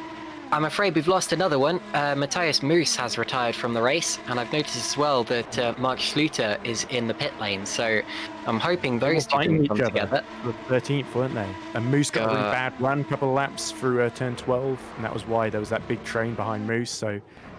Well, I'm totally speculating, but I think that we're about to see... Oh yeah, you can see the front wing is missing there from Mark Schluter's car. So I expect if we see a replay of what happened, it will involve some kind of rather loud crunching sound. Sorry, what was that, Vince? Okay, well, we're just looking for the replay, but anyway, looks as if Mark Schluter may well be out of this race as well. Yeah, steering busted. Can't find it. That's a big shame because this was supposed to be Mark Schluter's big break, wasn't it, after his part season for Green Stripes with that brilliant second place in Spain. And qualified in the middle of the pack, but unfortunately season not off to a great start. And I think Matthias Moos is in a similar boat. He would have really liked to start the season off a bit better than that, and it's not quite panned out in either of their favours. Matt Williams somehow continuing to pull away from Carlos Martin. Let's look at their lap times. They're actually both lapping quicker than Omagorgi up front, who set 23.0 last lap around. So Grankvist closing in by 2 tenths that previous lap, but unfortunately they got 2.2 seconds up front. Yeah, and I think that lap was a one-off, unfortunately, because it has been coming out on average. Omagorgi's fastest lap of the race is 6 tenths faster than Grankvist as it stands. And that would have been quite early on, maybe lap 2 or lap 3, which is when that gap first started to emerge. So Grankvist definitely picking up the pace a little now, but we will see how that unfolds as the race goes on. Here is Tom Stevens. Remember, he started in 10th position, so he has gained a few places since the start, and he's gained a place on Maggio since we last looked at this fight. So that's something we didn't see, but Stevens is up into 6th position now. And Stevens, if there is one driver who is expected to be able to fight Omagorgi this year, then Tom Stevens would be that driver. These two were big rivals in Formula Sprint 1 back in the day. And I'm sure I'm not the only one who has been very much looking forward to seeing the resumption of that particular rivalry. And of course, it's worth noting that they've raced quite a few of these other drivers in this field as well, in Formula Sprint 1 back in the day, and in the other categories, including Super League. This isn't Omagorgi's debut, even though, actually, let's take a look at Stevens here. Stevens to the outside of Fabrizio Gobbi, sweeps through. Oh, they touch! And very luckily, it looks as if they kept their cars pointing in a straight line, so Gobbi loses a place to Maggio. There was a touch there, and Gobbi straightened the car up to avoid spinning around. Pretty good avoidance driving, but now he's got his teammates on his tail. You saw through turns 6 and 7, Stevens just absolutely pushing to try and take advantage of that DRS from the back of Gobbi. And I wonder for 11 and 12, did Gobbi quite leave enough space? Because he knew Stevens was going to be there on the outside. So it was a risky move from Tom Stevens. And Gobbi very sensibly backed out to avoid making things even worse, and only lost another place to Maggio. So it wasn't a total disaster for TX3, still running 7th and 8th. As we look at Polenz trying to go around the outside of Lalu, and Lalu very, very compliant as Polenz nearly loses it himself through turn 3. Very compliant indeed. I should note as well, on that last lap, Granqvist had got the gap between himself and Magorki back down below 2 seconds. So I will continue to watch the gap in terms of the fight for the lead. We've got, so 0.3 of a second Granqvist gained on Magorki that last time around. And you can see Matthew Williams not too far behind him either. This is Jan Granqvist that we're currently watching. It's that Andrzejewski that's been lapped just behind them. Yes, I was trying to work that out actually, because I thought that was way too close to be Matthew Williams, and that's because it very much isn't. That is Pavel Andrzejewski, who has had a couple of incidents at the start of this race. And into the pits now comes Jan Granqvist, so this could be the start of the first pit window, and Magorki's in too. Now this shows me that we're looking potentially at 2-stop strategies here rather than a 1-stop, and they've got far enough ahead of the medium-tired runners, the drivers who started on the medium tyres, that they shouldn't have too much traffic when they come out of the pits. That looks like the hard tyres to me. So is it that they think the hard tyres can go to the end of the race from here, or are they setting themselves up for a 2-stop strategy? Well, it's quite hard to tell since it's early in the season. I would lean towards 2-stopper here, Ed. Polenz and Fournier also coming in to get off at the softs as well. So the leaders extinguishing their soft tyres and switching to the mediums. It'll be interesting to see how long they can last and whether they'll have to switch to another set of mediums or try and get to the end on the softs. And Granqvist, the first non-Netrex driver I've seen, trying to take that wide line onto the grass for turn 6 as he gets... this must be the back of Chris Shepherd he's caught up to then, so Granqvist will get DRS. Magorki still quite a way off the back of Hygo Poom, so he will not get the advantage of DRS, and this allows Granqvist to inch that little bit closer. Very, very crucial, and has a good outlap here. I noticed someone calling that the iRacing line, because of course there's been a famous exploit in iRacing over the past couple of years, where drivers have been running with 2 wheels in the grass to cool their tyres down, and they don't lose that much time from it. Matthew Williams into the pits now, as well as Maggio and Gobby. So we are definitely in a pit window here. And now, of course, the question, as Zapala goes to the inside of Wok, goes up to 5th position, good move. Now, of course, the question becomes, is everyone on a similar strategy, at least everyone who started on soft tyres, or are we going to see different strategies emerging as the race goes on? This is one of the things around the outside, and Zolk shoots up into 6th place now, so Tomasz Vok losing another position, and this could indicate a changeover between the medium tyres and the soft tyres, as Wok is really dropping back now, as potentially he's holding up Magorki. He's bit in the dust, and Magorki coming through now. He'll have the DRS. Yeah, there we go. So Thomas Vack, very, very sensible there. He gets DRS as well, of course, so he won't lose too much ground to Hygo Poom then in this particular sector. But Owen Magorki, so crucial. He cleared those 2 before Jan Granqvist came upon him. There's 2 cars between Magorki and Granqvist now, and they're fighting. This is Tomasz Vok versus Hygo Poom, and this is not what Jan Granqvist wants to see, because...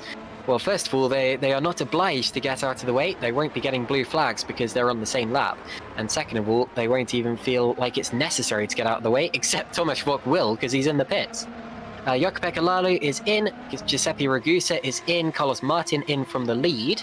So Tom Stevens will now lead this race. And here is Jan Granqvist getting past Hygo Poom. So he was pretty lucky that that Wok pitted when he did, because rather than passing 2 scrapping cars, he only had to pass 1 car in a straight line, and Magorki is back up to 2nd. And I tell you what, this has worked very well from Owen Magorki, because he is clearing this traffic so quickly and getting away from Jan Granqvist in the process. Yeah, and Magorki really called the strategy and got Granqvist and all the others to react to what he was doing, essentially. I think it might have been because Granqvist saw Andrzejewski just had so much more grip on the hards that they knew that this is the point where the softs had gone off So I do wonder why Tom Stevens is running quite so long, because he's going to lose out in terms of track position, but maybe he's gearing up for a longer stint on the mediums. Here are Giuseppe Ragusa and Pascal Pollens. And yeah, it does very much feel like a two-stop race at this point in time. That's the trouble with commentating the first race of a new season. Oh, and that's Fidok. Goodness me, that was a very close one. David Fidok coming back onto the road after clearly having another instant in that chicane that he's struggled so much with today. They're 3 wide. Oh, banging wheels there with Fabrizio Gobbi. Gobbi on a very different strategy to David here and goes through. And that was a little bit of rough riding there. And Zolt Schukes has just lost a place to Grankvist. So, well, that was going to happen. And is that Maggio? Oh, Maggio's out of the race. Maggio, who was going to be the top rookie, has retired from the race. We're going to see a replay of what happened. Possibly a disconnection. Was that just behind Fidok? Sorry, he's right behind Fidok. Now, what happens here? Because we know that Fidok ended up off the road. He goes over the inside, and they touch and around. They both go off, and Maggio backs it into the barriers at a very high speed. Now, that race, before we call that as an instant one way or the other, that one is a lot harder to call, and I'm glad that we're getting replays right now, because this may end up being a steward's job. Oh. Maggio wasn't quite clear, but did David Fidok cooperate as much as he should have there? And it's also not the first time that David Fidok has collided with someone through those corners in this race, although admittedly at least this one wasn't on the first lap, as he's still trying to fight away with Ragusa around the outside, as we saw when we just cut to him earlier. But got a feel for Maggio there. It's always a little bit trickier on the inside because you find yourself on the outside for 12, don't you? So you need to have that clearance, because you Tom Stevens finally pit from the lead, which hands it back to McGorgy. So McGorky goes through, Grankvist goes through. The gap actually hasn't changed that much. It's 2.4 seconds, and it looked as if McGorky was gaining a bit more. Here's Chris Shepherd on the back of Matthew Williams. Taken by Williams. Was there a little bit of debris on the track there, potentially? I'm afraid I might have seen a little... It kind of looked like someone's wing flap or something, but anyway, I think everyone's okay. We continue on. Chris Shepherd, Edge Esports. It's quite bizarre seeing him in those colours, because I think I've only ever seen him racing red or orangey cars in the past. Very much like David Fidok, he tends to find himself in red-coloured cars. But anyway, and approaching the back of Matthew Williams' car, but I think he's dropped out of DRS range here. Yes, he has. Yeah, so Shepherd, Poom and Zapala are all the ones that started on the medium tyres. And we look at Hygo, who's actually having a really, really solid race from where he started then. And potentially on those fresher tyres at the end, he could be a real factor, along with Zapala and Chris Shepherd, of course. But this is, if these two hold up Matthew Williams and stay out much longer, it could really hurt Matthew Williams' challenge for the podium in his fight with Carlos Martin. Meanwhile, Zux has bailed at the end of the previous lap and has come out in 18th in the Stax car, so he's about 11 seconds off the back of Menno Klont in the Adonis. Final points paying position held by Vac, who is about 2 seconds behind David Fidok. Magnus Ockenhaug says, who's betting on Menno getting points? And Dommy Space says, me, I believe in Menno. And to be honest, the way this race is going so far, that is certainly not unlikely whatsoever. Menno Klont currently running in P17 in that Adonis Engineering car.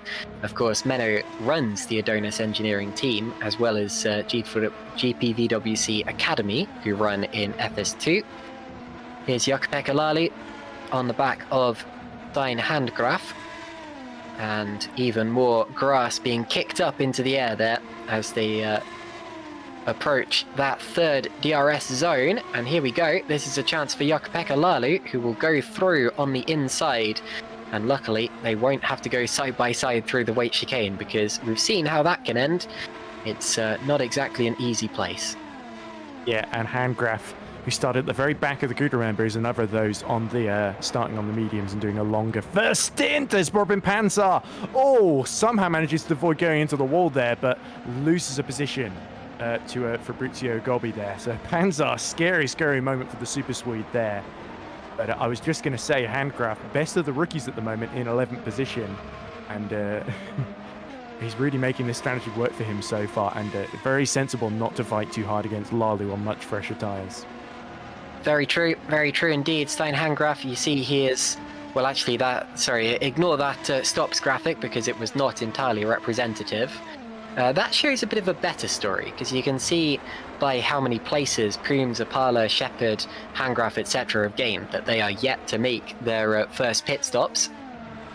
And the drivers who have stayed out to this point, who started on those medium tyres, have a genuine chance of doing this race as a one-stop. That's why I corrected myself quite quickly earlier and said, actually, it might be... Oh, sorry, hiccups again.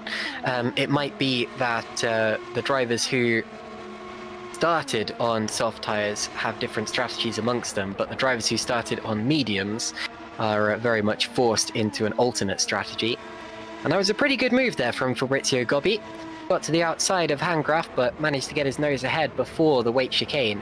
And Handgraf didn't fight him too much, as indeed would have been unwise. So through goes Gobbi, and Handgraf still the top rookie. Yeah, also Hygo Prüm has passed Germano Zapala for third position, and now Matthew Williams passes Zapala as well, so perhaps the Pescara ADG's tyres are starting to wear on that car, and we might see Zapala into the pits soon. I thought for a moment he might have been trying to just get some slipstream off the back of Hygo, but this seems to be him genuinely in trouble here. And it was important for Williams to make that move because Martin had just cleared Chris Shepherd, and Tom Stevens on the fresher medium tyres has followed him through as Menno Klont enters the pit lane. These tyres are really working for Owen McGorgy up in front. He is about 0.2 of a second per lap quicker than Jan Granqvist at this point in time, and has extended his lead to 3.5 seconds.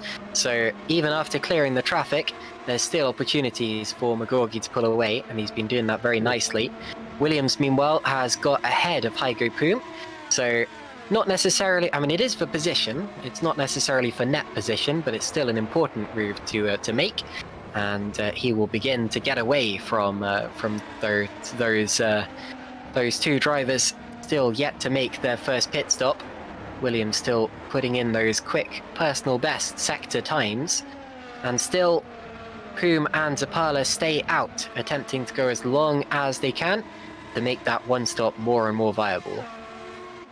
Yes, when Prüm and Zapala come in, they're going to be fighting in sort of 22, 23 seconds for a pit stop on average here. They're going to be fighting around where Panzar, Vac, Fidok and Fournier are in the order, depending on their lap times relative to them.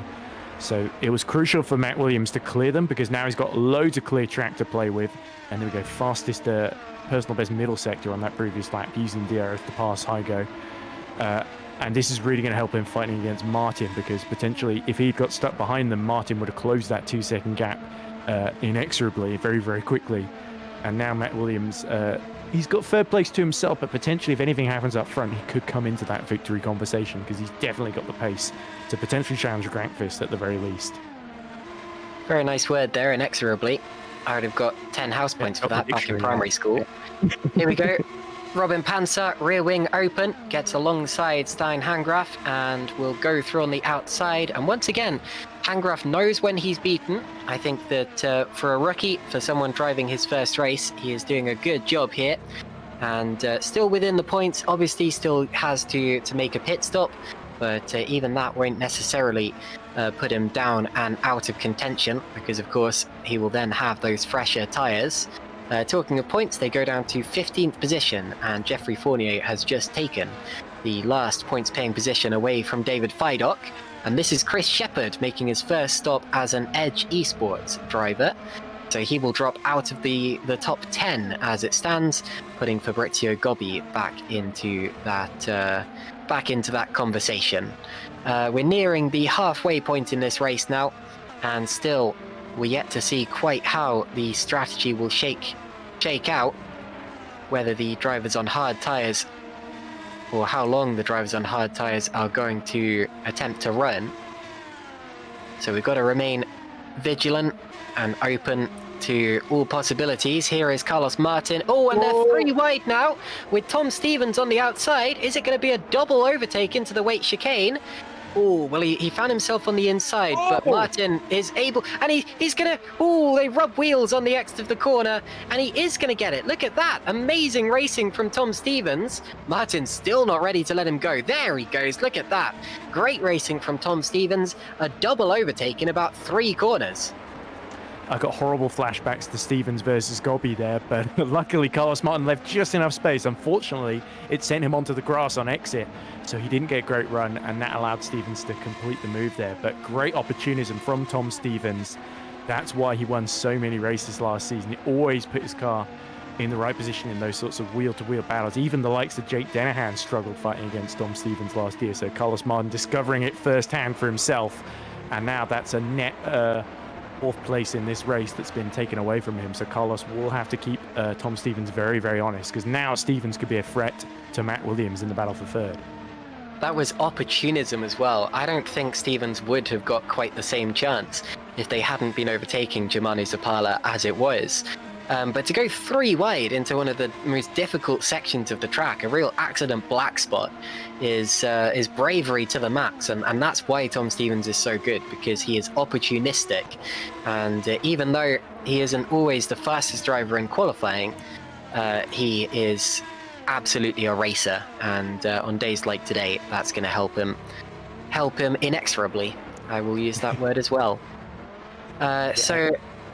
Sorry, go ahead, Ed. I was going to say, compare the lap times of Zapala and Poom. Zapala is lapping in the sort of, he did just set 25.0, but the laps before that were 23.9s essentially, or low 24s.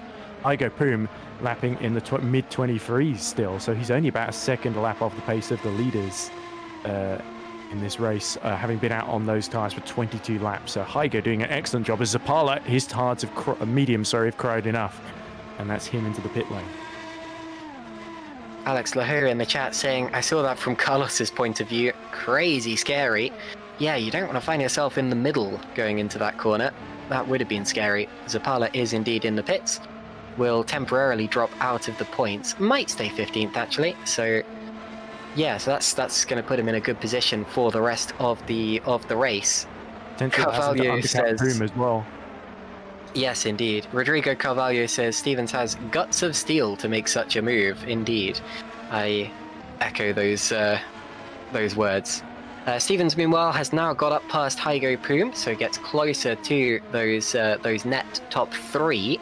And again, remember, he started from 10th place in the race, so it's a bit of a recovery drive here from Tom Stevens. And Jeffrey Fournier is now going to pull a move on Stein Hangraf. And Stein, at this point in the race, is rather getting used to that feeling, seeing another car blasting past him into the weight chicane. He's just got to bide his time, you know. That's all part of the game plan. It's just going to happen. He's not racing those guys. He's got to wait and see how it actually plays out. Yeah, important to remember, it's only Stein's 3rd race in GPV.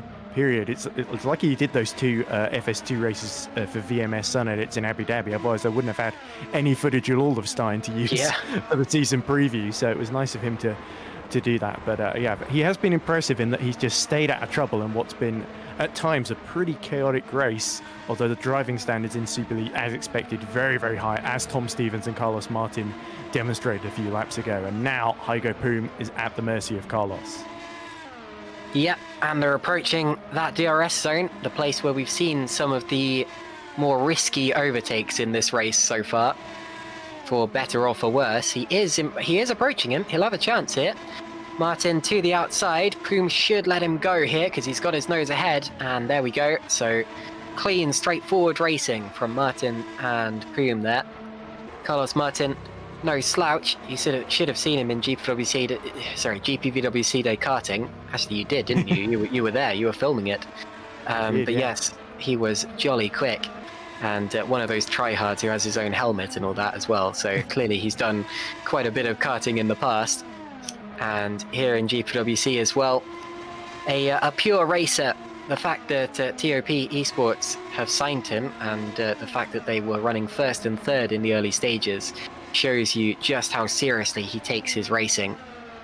And as does Pascal Polens now, who is all over the back of the twice reigning winner of this race, Adam Maguire. Yeah, Maguire still in the top 18 despite not having a great start. As Handgraf comes into the pits, and is that one of the stacks going slowly just ahead of him? It's Zux, of course. Yeah, Zux hit fairly recently for another set of hards, didn't he? Or medium, sorry. Put some wheels in the grass there. Ended up losing that position. But yes, looks as if almost everyone who's made their has made their first stop of the day. Hygo Poom stands out as a notable exception. Zoltschuk's, if he has recently made his stop, then that is not the kind of mistake that he would need to be making at this point in time. Not that any mistake is ideal, because look, it's going to cost him a place to Pascal Pollens now as well. Well, Pollens finds himself on the outside. Ooh, gets over the curb. You won't find much traction out there. And through goes Zoltschuk's on the exit. Brave from Zooks to hold on to that one there, but like you say, he doesn't really want to be fighting these guys because that's just going to hold up his race and blow any chance he would have had of undercutting Hygo Poom, or at the very least getting a big enough undercut to stay ahead later on. And now Pollens with the DRS will just go clean around the outside of him into turn 11 as we see Hygo now finally pitting. Yes, and Poom is absolutely not going to be undercut by those guys because he is easily ahead of them here. And will come out of the pits in maybe 13th, 14th position. David Feidock in the pits as well. And indeed, Poom's 12th there, so Poom gets out ahead of Shepard and Zapala, who were fighting on the straight. David Feidock will drop out of the points as it stands.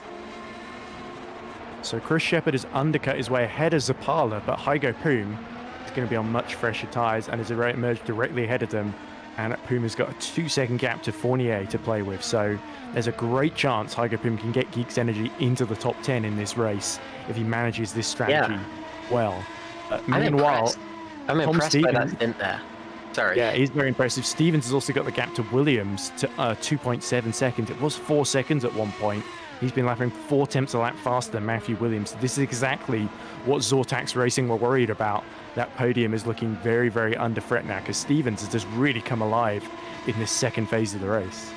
Absolutely. I mean, I remember when Martin was net third. He's 5th now.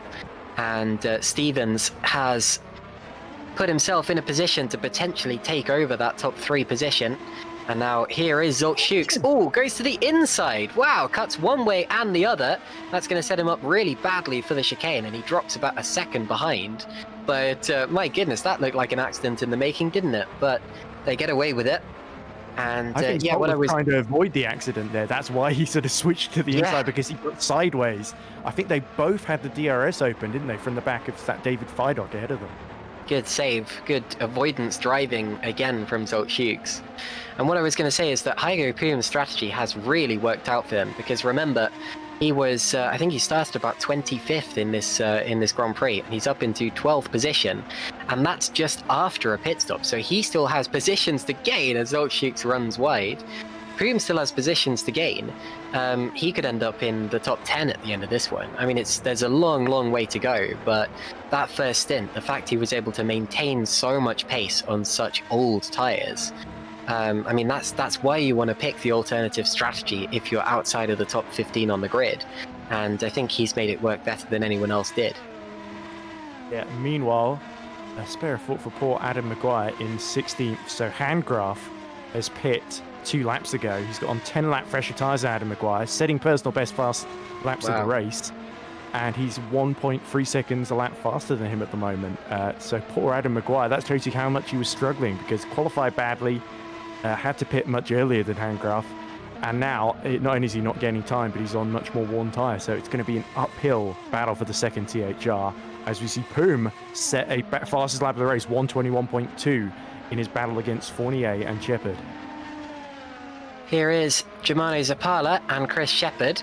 I don't think that is debris on the inside of the corner. You see the little black dot as they go around turn 2. I think it might be a little bit of rubber from a tyre. So potentially where someone spun up their rear tyres, maybe at the start in all of the chaos that we saw. But anyway, that doesn't matter too much because obviously no one is badly affected. Dylan Fisher in the pits from P21. He is not having anywhere near as good a day as his teammate Hygo Poom, who, remember, he actually finished ahead of in the Superleague Championship last year. So we know that Fisher has more potential than this, but I'm sure he'll show it in due time. Zapala not quite able to get on terms with Chris Shepherd just yet. Do you want to take a guess at who's just set the fastest lap of the race? Wouldn't be Mr. Hygo Boom, would it? It is. The driver I was literally just talking about, doing a great job, has bolted on some fresh tyres and started setting the world ablaze. Yeah, he's built up that gap to Shepherd. Remember, he came out just ahead of Shepherd. Now he's 2.9 seconds ahead. And maybe it's because Chris Shepherd has got Germano Zapala, the Italian for company in the Pescara, as we see Fournier come into the pits ahead of all of them.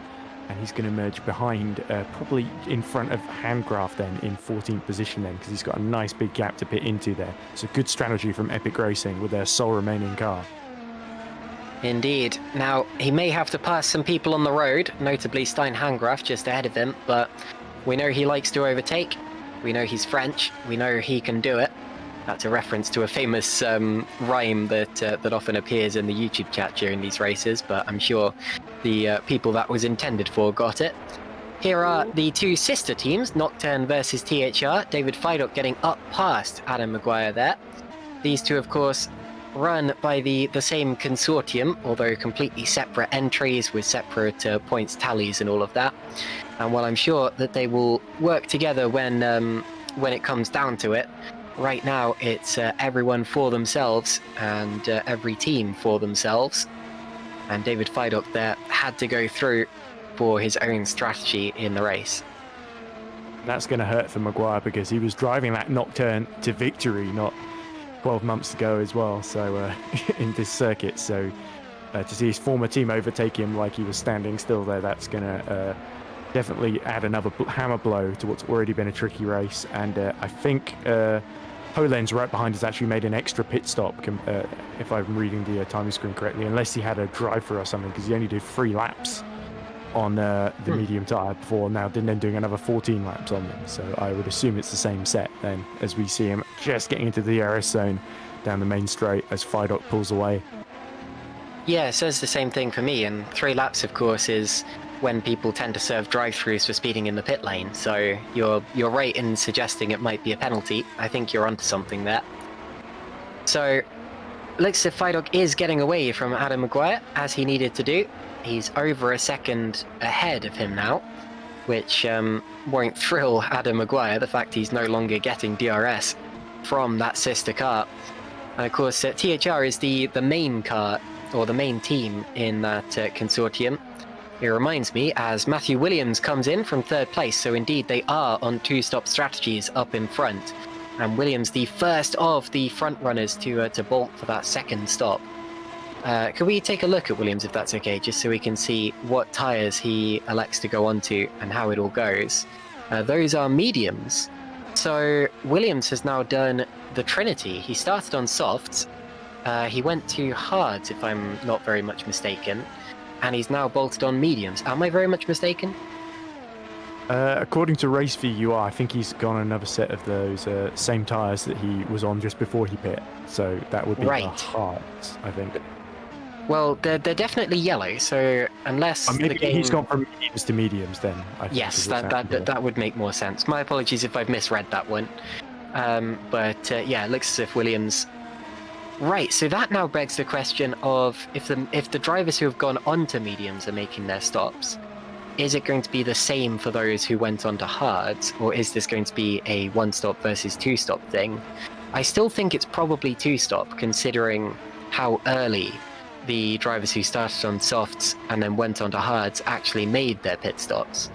But I mean, I've been surprised in the past. You remember a couple of years ago when Liam Duval came out of absolutely nowhere to win the San Marino Grand Prix because we simply didn't catch on to the strategy that he was employing, and suddenly he found himself leading with a few laps to go, and we were like, whoa, he's not pitting, is he? Okay, and then he won the race. So keep your wits about you, Ed.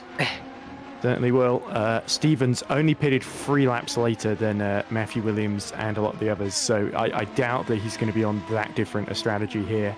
as we see Williams set the purple final sector, of course, as he catches up to Fabrizio Gobbi. So this is an attempt because Stevens was 1.5 seconds behind before Matthew Williams came into the pits there. So this is Zortax trying to give Matthew Williams a bit more space to play with in the final stint, whereas Tom Stevens will pit as late as he can, get the freshest tyres possible and just absolutely push.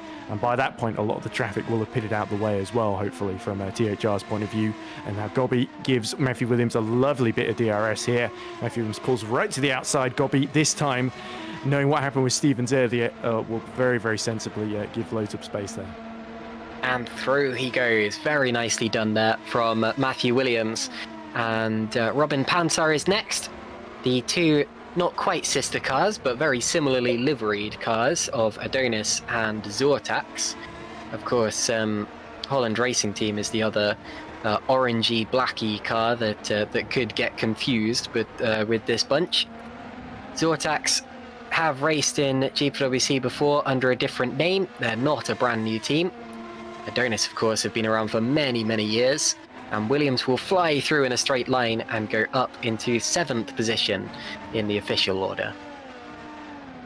Yeah, there we go. That was a good opportunity in there because he saw Panzer didn't get a great run at the final corner, had to make the move quickly, and now Matthew Williams has got 2 seconds to Raguzza as he just about gets it stopped in time for turn 3. Got to get used to doing a bit later on the brakes and a bit more aggressively through the corners when you're on the fresher tyres, because otherwise you can have a little bit too much confidence. But Matthew Williams has certainly got bucket loads of that as I say, Raguzza next target for him, 121.2 last lap around, so he is over a second lap faster than all the cars in front of him. So he should clear Raguzza and Lalu fairly quickly here, you would think. So Stevens, as I said, definitely playing the long game, as is Martin in this battle for third. Up front though, Grankvist, as Omagorgi comes into the pits then, so I was going to say 6.4 seconds behind, but Grankvist, I assume, is about to follow him in as well. No, he stays out. So Grankvist will lead the race for the first time, unless I'm very much mistaken. He is still on those hard tyres. Now let's take a look at Fournier if we can. Sorry, not Fournier, Magorgi. I was just reading chat. Got distracted by that rhyme I was referencing earlier. And Fournier Magorgi has now gone onto those hard tyres as well. And he will run to the end on those. So it is, as we expected, 2 stops all around, at least for the drivers who started near the front of the order, and expect to see Grankvist, Stevens, and Martin in due time. And it's a good thing Williams pit when he did, because Hygo Poom is only about 4 seconds behind as well, who of course pit not too recently as well on his alternate strategy, and he's right behind Fabrizio Gobbi. So yeah, Zortax really didn't want to have to battle with him as well. So that really played into their strategy decision there. And that could be someone that Tom Stevens has to pass later on. We're well over the halfway point in this race now. It's getting very, very interesting with 23 laps to go. Williams has just passed Raguzza there. So that's for 6th position. And they're just up the road from the drivers that we're watching here. Hygo Poom is in the top 10. And considering... well, he's on medium tyres, isn't he? So it's going to be close as to whether he can go to the end or not. But whatever the case, in the top 10 at this point in time, and appears to be catching Fabrizio Gobbi up ahead of him. If you ignore qualifying, Hygo has been one of the drivers of the day so far. If you include qualifying, it hasn't quite gone his way, but anyway. And in the pits was Robin Pansar, so that will be another place gained for Gobbi, Poom, and everyone affected, as Grankvist continues to go around, continues to lead this race from Tom Stevens, who are both yet to make their last expected pit stop. So for Magorgi, Carlos Martin is 3 seconds ahead of him now, his teammate, so surely Carlos isn't going to hold him up at all, because that's not going to help either of their strategies if he does. And Carlos, his first race as teammate with Omagorgi, those two have...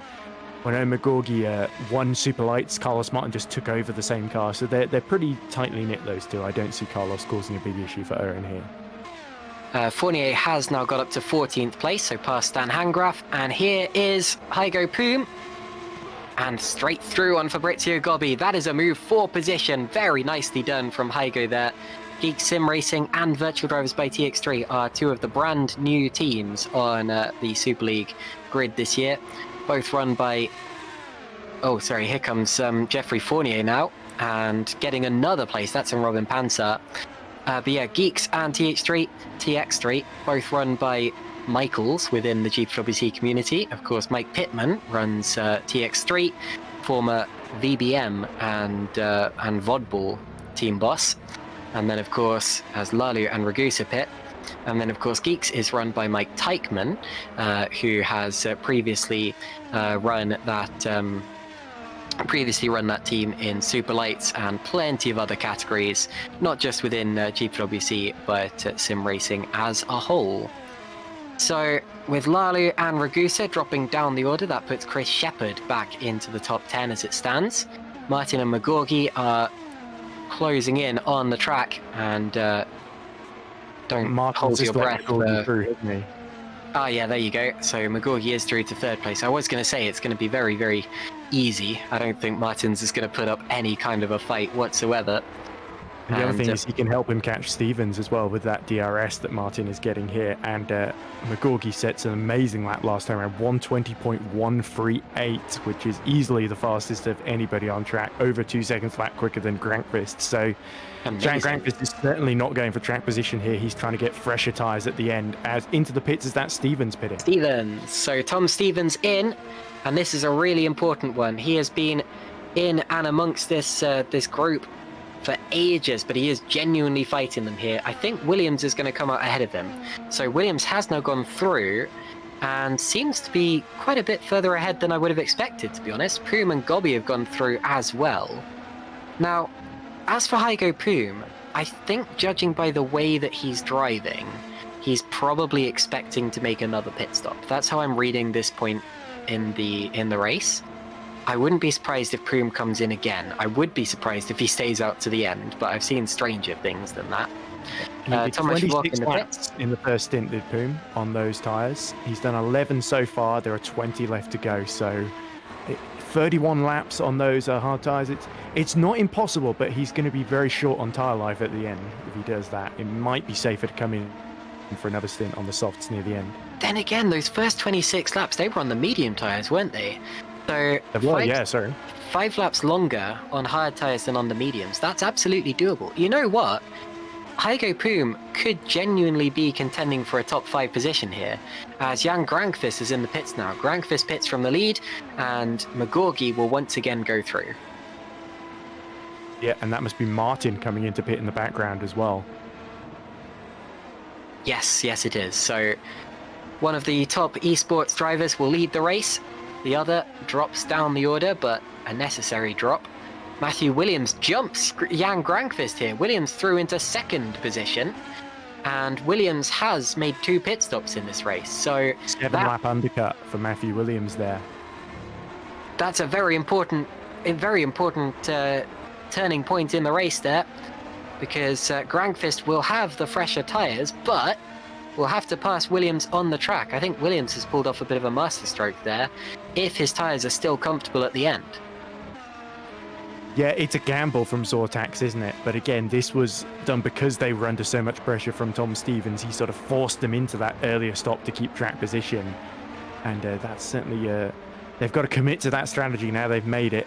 So Matthew Williams is going to have to conserve tyres then. He may not be even able to hold Grankvist. I think this is all about holding off Stevens, who's still got to pass Gobby and Poom then, as we look at the battle for 11th between Panzer, Fournier and Ragusa. And Fournier is going to get a lovely bit of DRS here on poor Ragusa, who's just been going backwards in this race in the TX3. Here he goes then. Jeffrey Fournier, a bit too far back, and doesn't go for a lunge into the weight chicane. That might have been a bit silly. I'm afraid we've lost Zolt Schukes from this race, so 8 cars out, and that means that Stax Racing will come away from today with nil points. And unfortunately, that's because their other driver, István Single, retired on the very first lap of the race. And we're about to see a replay, and that is Jukes retiring to the pit lane. Does he have a front wing there? I'm trying to work out... because it's black, isn't it, the front wing? Yes. Well, anyway, retired to the pit lane, and that means we have 21 cars remaining in this race, with 20 of those on the lead lap. Only Pavel Andrzejewski has been put a lap down, so... Oh, and a touch of the wall there for Shepherd, sorry. So the replay we've just seen is Shepard touching the inside wall, going across the chicane. Very reminiscent of Lance Stroll at Monaco a couple of years ago. We've been interrupted. Yeah, and I think Shepard has got another stop to do. Is this? Look at this! Yeah, it's Hygo Groom. Oh, sorry, no, this is Dylan Fisher, isn't it? He's just lapped Dylan Fisher. Right. Okay, so we're a little bit all over the place here, but we believe that's Dylan Fisher, who Grankvist is ahead of. Well, it must be because Poom is 4 seconds back. Sorry, what's this, Vince? Nothing happened. Okay. The only thing I'm a little confused about is that Dylan Fisher is not currently a lap down, so we must be looking way... Oh! Grankvist touched the wall as well. It almost looks as if he was trying to let Dylan Fisher through, and then touched the wall as it happened. Now surely that is why Jan Grankvist lost out to Matthew Williams, because... That's very confusing. So that would have been before he pit then? Yeah, exactly. So that's why he's been jumped. That was why Dylan Fisher has got back on the lead lap, essentially, closer to the lead lap than he was because of that pit stop for Grankvist. But yeah, Williams being closed in by over a second a lap, I think. Well, almost a second lap. That was 7 tenths, I think, the previous lap that he gained on him. Okie dokie, so a rather unusual replay there. Not entirely sure what was going on with Jan Grankvist, but he is now catching Matthew Williams. He's been absolutely chugging away at those lap times, and I tell you what, his fastest lap of the race is less than half a tenth of a second slower than the fastest lap of the race overall. He's been pulling in about 7 tenths of a second per lap on Matthew Williams the last couple of laps around. That's and again he's got 13 wrong. Goodness me, so this fight absolutely nowhere near being resolved just yet. McGorgy now leads this race. Oh, and Grankvist has gone past. So Grankvist up into second place now, ahead of Matthew Williams. McGorgy now leads the race by 10 seconds. He's looking in his mirrors being like, where's everyone gone? But yes, Grankvist has now got past Matthew Williams, having dropped behind him in the pit stop stages. Yeah, so McGorgy's undercut Grankvist by 4 laps, so that means Grankvist has got 4 lap younger tyres to use at his disposal here. As we see one of the Adonises, I think that's Menno Clont who's just pit. Yeah. It seems to be in a little bit of difficulty in this race, running well outside the points as Handgraf hits from 14th and emerges in the race back in 16th position. So Handgraf for Green Stripes is potentially in the mix for the final points-paying position. And Stevens has got Poom. Stevens up to 4th ahead of Hygo Poom now. There is Fabrizio Gobbi, but we have had a change in 4th position. There they are. And that was another very important move there from Tom Stevens, who knows he should be quicker to the end here from Hygo Poom, who is just conserving his tyres. Carlos Martin is on what looks to be an absolutely legendary lap right now, as he attempts to catch Hygo Poom, will probably catch him before the end of the race at his current rate, and will probably set the fastest lap this time around as well. Oh, not quite. Oh no, he does. 120.075. Goodness me, that's a huge lap from Carlos Martin there. And Gobbi pits, so Fabrizio Gobbi in from 7th position. And we're starting to see... Gobbi going to be first of those to go onto the softs for the final stint then? Well, we'll take a look at... Yes, he is. It. And that makes a lot of sense, because these are the...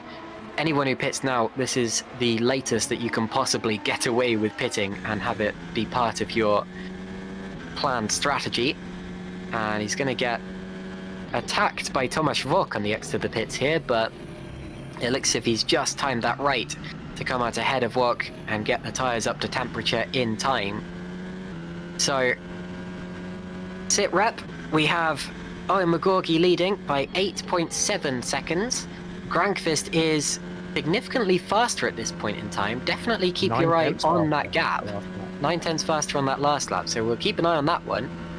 Matthew Williams is not able to come with him at this point in time. Tom Stevens is flying, and Tomasz Vok got significantly closer to the back of Gobbi into that chicane. But come on, this is not your race. These two are not really fighting for position, even though they're together on the track. It's not that big an offset. He's been on those mediums for 5 laps. Gobby has just got onto the softs, so there will come a moment when those softs start to fade away. So it might be important for Vac to keep him in sight, especially because he's got, well, actually, Fidok, I think, still owes us another pit stop because he's been out for 16 laps on those tyres. Shepard and Fournier, they're coming in for their final slots for softs as well. So that puts Gobby up into P11. There is Shepard. You can see Fournier in the background. These two relative veterans of the GPVWC community. But if I remember correctly, Shepard actually made his GPVWC Super League debut surprisingly late. That's completely from memory there. Carlos Martin to the inside of Hygo Poom. Hygo does not make it difficult for him, and to be honest, that's probably for the best at that point on the track, in this point in the race. So Carlos Martin goes through into the top 5, goes through into 5th position. And this would be an amazing opening result for TOP Esports if they're able to bring home 2 cars in the top 5, with one of those winning the race. I believe they would be the championship leaders. Probably from Super Venturi, to be honest, looking at the order, but I'm not going to attempt to definitively do that mental arithmetic before the end of this Grand Prix. But I'm pretty sure you're correct on that one, because DHI have only got Stevens in the points at the moment. Zortax have only really got Williams in the points at the moment with the other car, I believe. Where is the other Zortax? I'm not sure. It's Pushke, of course, who's out long since. But there's Raguzza then fighting away with Panzer, and has Panzer just got through on lap older tyres, or is Raguzza challenging him here? Rear wing flap is open. Raguzza P10. The gap for the lead came down by 0.2 of a second on that last lap, so Owen McGorgy has responded to Granqvist's turn of pace. Granqvist is still going rather quickly, all things considered, and I guess the question now is whether McGorgy can keep that pace up, because 0.2 of a second is not enough for Granqvist to pull in McGorgy before the end of this race. Matthew Williams as well, still dropping back slightly. He'll have to worry about Tom Stevens towards the end of this one as well. Ooh, we're in the tense stages of the race, but I think McGorgy might have just about done enough depending on what his tyre life is like. It was another 0.2 of a second from Jan Granqvist on that last lap, but that still keeps the gap at about 8 seconds, Ed. Yep, Stevens on 6 lap younger tyres than Matthew Williams, remember, 5.5 seconds. Last lap, I think he gained another half second on Matthew Williams.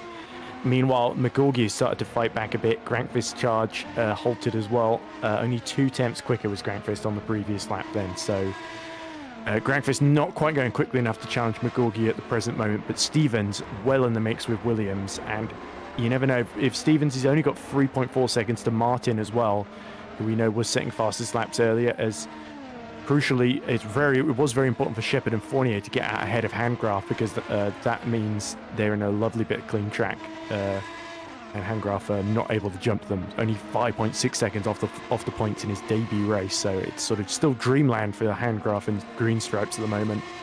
Yeah, up front, another dreamland driver, I would say, is Hygo Poom in 6th. If he can just keep that 9-second gap to Lalu, as we see Zapala being overcome by Panzer, then into 11.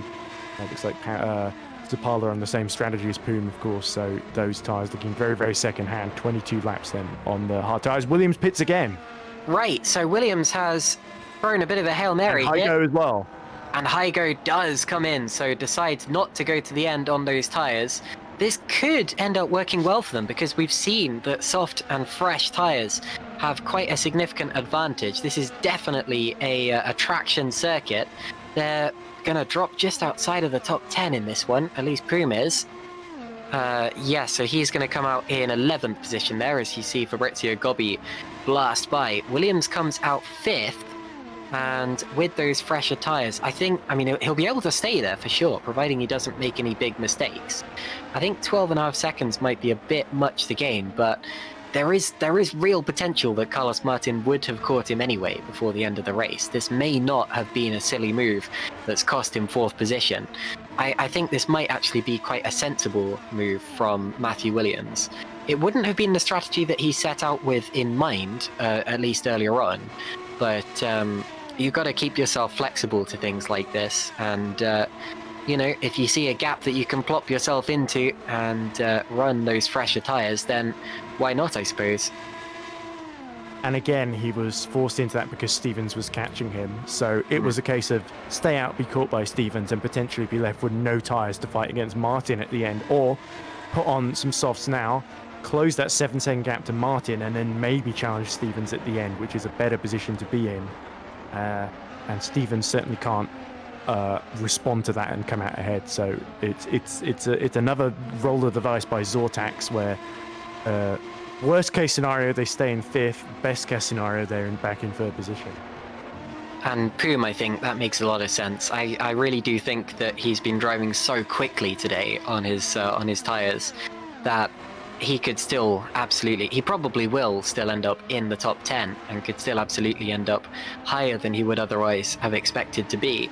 Here is Jeffrey Fournier versus David Feidock. Feidock, of course, with tyres that have gone rather off the cliff, and through goes Fournier on the inside, so up into 14th position, 14th Fournier, and David Feidock at threat of dropping out of the top 15 altogether.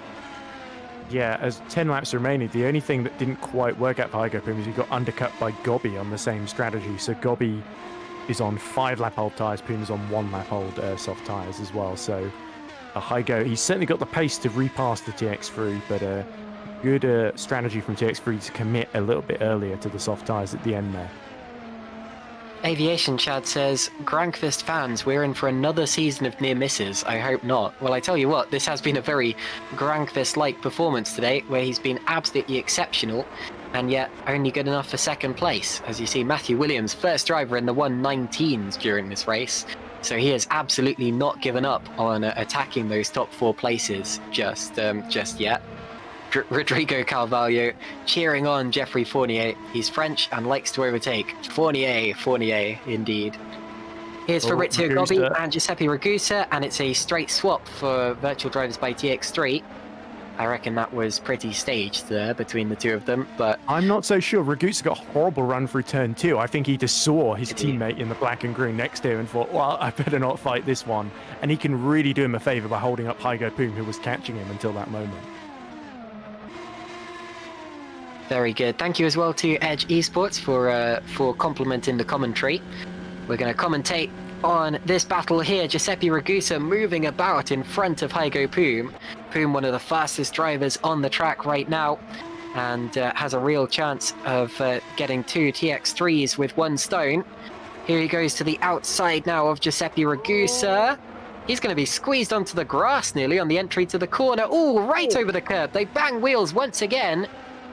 And Ragusa maintains it. Poom almost runs into the back of him mid-corner. Now he goes to the outside again. Come on, Hygo, there's a DRS zone coming up. If he's patient, he'll get him. Out of the final turn they go. DRS wide open, but Ragusa also gets DRS from his teammate ahead. It's not straightforward, but he goes to the inside. And they're side by side ahead of him as well. Poom gets the place, and Gobbi passes Zapala. Oh, and a crash! A crash into the wall! And that was Andrzejewski, I think. Oh, it's Pollens. Sorry, it's Pascal Pollens. Okay, so apparently... Oh, yeah, so Andrzejewski, I believe, was involved. We're also told that Pollens was involved.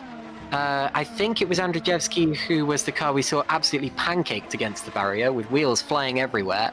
He did look like an RSI, yeah. I think that was potentially a case of... No, sorry, so Pollens is in the pits now, so it can't have been Pollens and Andrzejewski. I think those were separate incidents. As Poom now passes Zapala, so Poom up into 9th position in the late stages of this race. Yes, and remember, he was on the same strategy earlier on, so this is why Poom came in, because clearly staying out was the wrong strategy here, and this is the fate that befell Pollens. Into turn 13, does he lock up, or is it the exit that he gets wrong? There we go. Round he goes, a full 360 degrees though. And So that's what happened to Poland. And we're told that it was exactly the same point when Andrzejewski had his accident as well.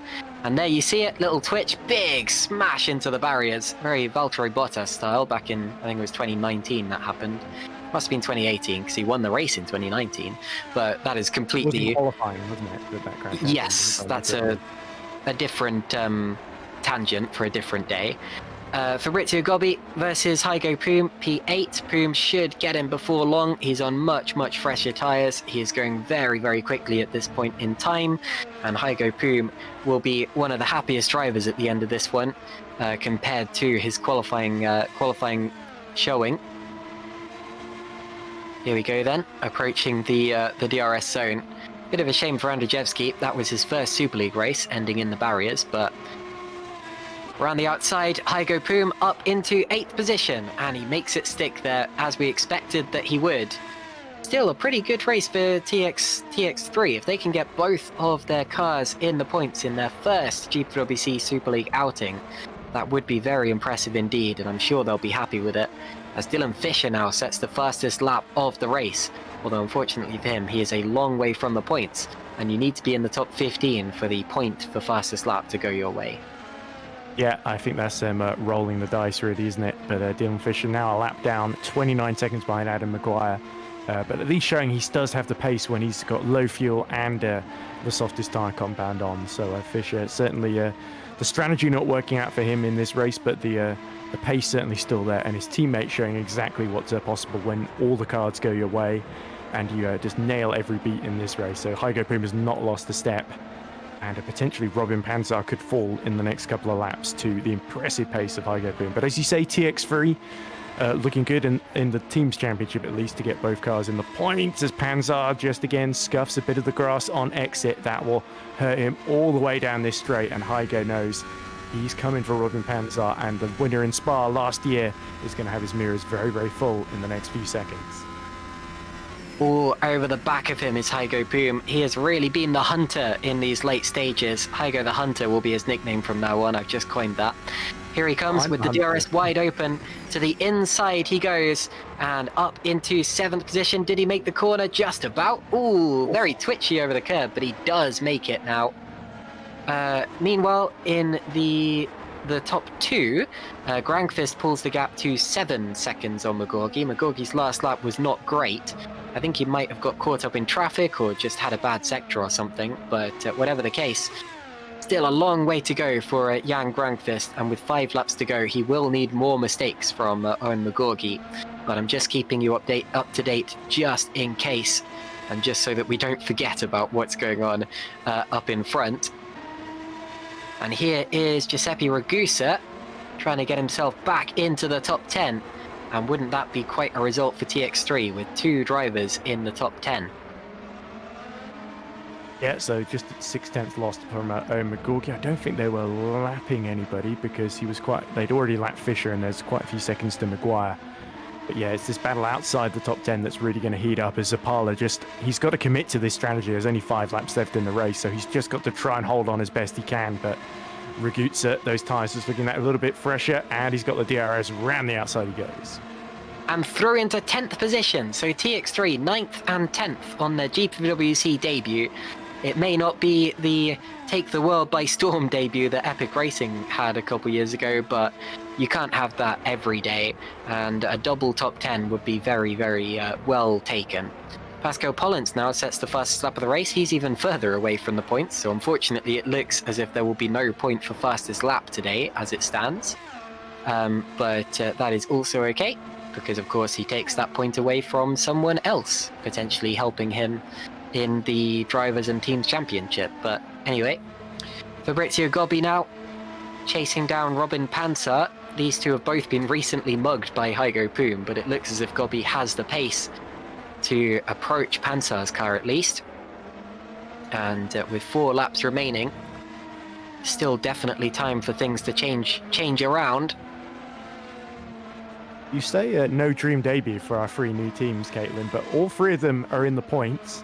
Yeah. TOP are 1st and 4th at the moment because Matthew Williams has not been closing quite enough. Carlos Martin's really fought back on those medium tyres. As here we go, Gobby round the outside of Panzer then in another great move for the TX3 driver, as Panzer is just absolutely defenseless then on the older tyres.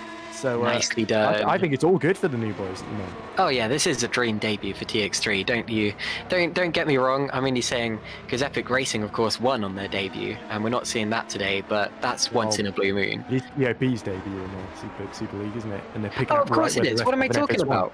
Exactly. Yeah, that's what I'm trying to say. No, you're absolutely right, Ed. I don't even know what I was talking about there. My apologies. TOP, first and fourth. Absolute dream of a debut. And, yeah, no, my apologies. That's the thing. TOP are going so well today that they don't even remind me of a rookie team in any sense of the word. But, and of course, both of their drivers have raced in Super League before, albeit on part-time schedules. Magorki, of course, drove last year, did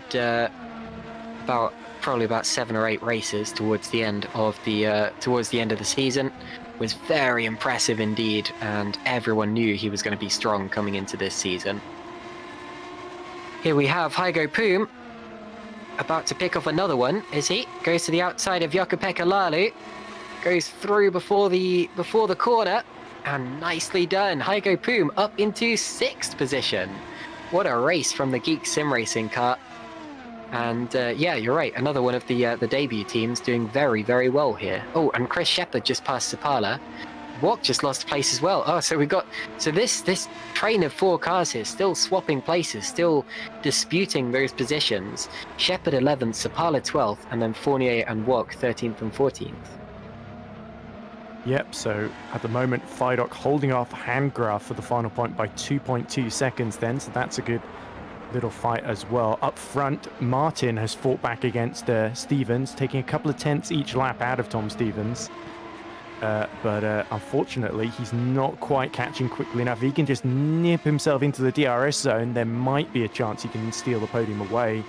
And he's still got 3.4 seconds to Matthew Williams. So Williams still lapping quicker than both of them, but with just a little bit too much ground to make up at this late phase. I think maybe Zortax, they were in a rock and a hard place, weren't they, in terms of the strategy? It was either get past at the end by Stevens and probably Martin as well, or pit and try and make the ground up. And they chose the latter option. Maybe a lap or two too late, we'll never know, really. Rodrigo Carvalho has given Hygo Poom a better nickname than Hygo the Hunter. He says Hygo Poom is the Estonian Emperor. I like the alliteration on that one. And yes, I mean, he'll certainly be popular amongst sim racers in his home country with a big result in GPVWC Super League. Looks like Fournier just passed Sapala as well, so that is for 12th position. And all of this counts. It's not like Formula 1 where you get only the top 10 cars scoring points. 15 cars will score points in this one. So as it stands, David Fidok would be the last driver to score a point. And Stein Handgraf would just missed out on his debut, but that doesn't take away from the job that Stein has done. Oh, and Pascal Pollins is out of the race now. So the driver who very recently set the fastest lap has now DNF'd. We have 19 cars remaining in this race, 17 of those on the lead lap. And I tell you what, the last of the drivers on the lead lap is Adam Maguire, who is still very, very far down compared to where we'd expect him to be. Yes, exactly. He's another 7 seconds off the back of Handgraf, who has at least got the gap down to Fidok a little bit. So Fidok did fight back, set his personal best lap just the lap before this one, 21.7. Now Handgraf continuing to lap 21.7s and Fidok lapping in the 122 flats. So Handgraf could have a go on the final lap here if he can just get into the DRS zone. But I think it's a similar story with Martin here, so near, yet so far. And this is the final lap now, so the fight for 3rd place will be decided in a lap's time. It looks as though Magorki is going to win the race. Admittedly, he is not going as fast as Jan Grankvist right now, with Grankvist within 5 seconds for the first time since the pit stop stages. But it's too little too late, so long as Magorki can get it around this lap in reasonable fashion. So Magorki is first, Grankvist is second. It's this fight for 3rd place that is the top fight that could potentially change on this last lap, depending on what goes on between Tom Stevens and Carlos Martin here. We've got drivers setting personal best still in the top 10. Giuseppe Ragusa set a personal best trying to get away from Chris Shepherd. Little too far back from Robin Panzer to try anything, but Panzer's in his own fight with Fabrizio Gobbi. And here they are. And out of the final corner now comes Owen McGorgy, and it is a dream debut for TOP Esports. McGorgy becomes a Super League race winner in his first race of the 2024 season, and TOP will be overjoyed. There's the fight for 8th, but what a race from Owen McGorgy. What an absolute star, and he's going to take quite some beating in this championship. Absolutely everyone now will be racking their brains to see what they can do to approach the pace that McGorgy and TOP Esports have shown. McGorgy, of course, got close last season, 2 podium finishes, including a 2nd place in Abu Dhabi. And Jan Grankvist close again. He really was pulling in that gap towards the end. And it's another near miss for the Super Venturi driver, who will score 2nd position. Tom Stevens 3rd, scoring vital points towards the championship, a championship fight we still expect him to be in. Carlos Martin was 4th, and then Matthew Williams, Hygo Poom, Jaco-Pekka Laulu, Robin Panzer, Fabrizio Gobbi and Giuseppe Ragusa make up the rest of the top 10. There are the 2 TOP Esports drivers who finished 1st and 4th in this race, and they will lead the Constructors, the Teams Championship, after just their first GPVWC Super League outing, Ed. Yeah, very, very good performance from both TOP drivers, to be honest. Stevens as well in 3rd. A lot of people are saying in chat that if he'd qualified better, then he could have been in the mix for victory with McGorgy and Grankvist. Hard to disagree with that. But also a big shout out to the other 2 new teams with Hygo Poom, amazing drive to 6th. He was only 13 seconds off of Matthew Williams, of course, as well. So that really shows you with that late stop for the Zortax driver that he wasn't quite able to gain the ground, but take nothing away from either of them. Both very, very good races. Grankvist, it was probably the right decision to get the delta on the fresher tyres near the end, but in the end he finishes 4 seconds in arrears. So again, a case of so near yet so far. But that first win will surely come this year for Grankvist, because McGorgy, as brilliant as he is, sooner or later there'll be a slip up or something will go wrong, and Jan Grankvist will be there to take advantage. Absolutely. I mean, Owen's win never really looked in doubt today, but even so, it was only 4.175 seconds in the end, so that's definitely a gap that can be caught from one race to the next. You see McGorgy won, with Grankvist 2nd, Tom Stevens 3rd, Carlos Martin was 4th, and Matthew Williams, Hygo Poom, great race from him. He was in the lowest 10 positions on the grid. He ended up 6th. Jaco-Pekka Laulu was 7th, then it was Robin Panzer, Fabrizio Gobbi and Giuseppe Ragusa. Great race for the virtual drivers by TX3 squad, run by Mike Pittman. Then it's Chris Shepherd, P11, Jeffrey Fournier, P12, Tomasz Vok, P13, Germano Zapala, P14. David Fidok just scrapes into the points, does get Nocturne a point, although unfortunately he will still have some questions to answer after that opening lap skirmish. Stein Hangraf just misses out on his first point in GPWC Super League in 16th place. Adam Maguire was absolutely nowhere today, and for the 2020 champion, some work to be done. Dylan Fisher also nowhere near his teammate today. We expected more from him, but I'm sure that he has some potential. He'll know how to work on it. And Menno Klont rounds out the field, but gets the full 57 of the 58 laps. He was lapped in the end, but it still manages to finish the race. And then, of course, we had a few DNFs. Pascal Pollens failed to finish, as did Pavel Andrzejewski, Zolt Schukes, Alessandro Maggio, Mark Schluter, Matthias Moos, Philip Prischke, Moritz Kropp, Istvan Zingel, and George Zaligianis. And of course, Ruben Machedi was not able to start the race due to some technical issues. So those are our 30 drivers and how they finished or didn't finish this race.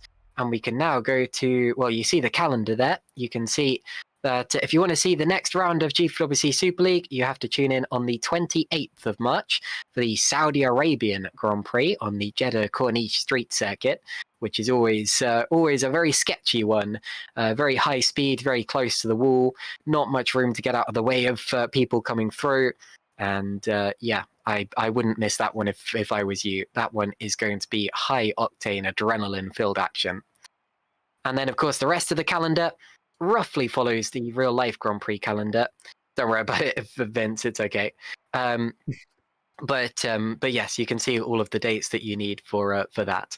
My apologies. We're going to go to the interview screen now because we're going to speak to some of the drivers involved in that one.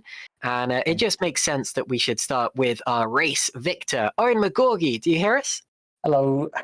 Very good. You are a GPVWC Grand Prix winner, as is TOP Esports on their debut. How does that feel?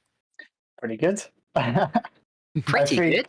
Yeah, I think, part of me was definitely hoping for the win, but, who knows what's going to happen. It's round one.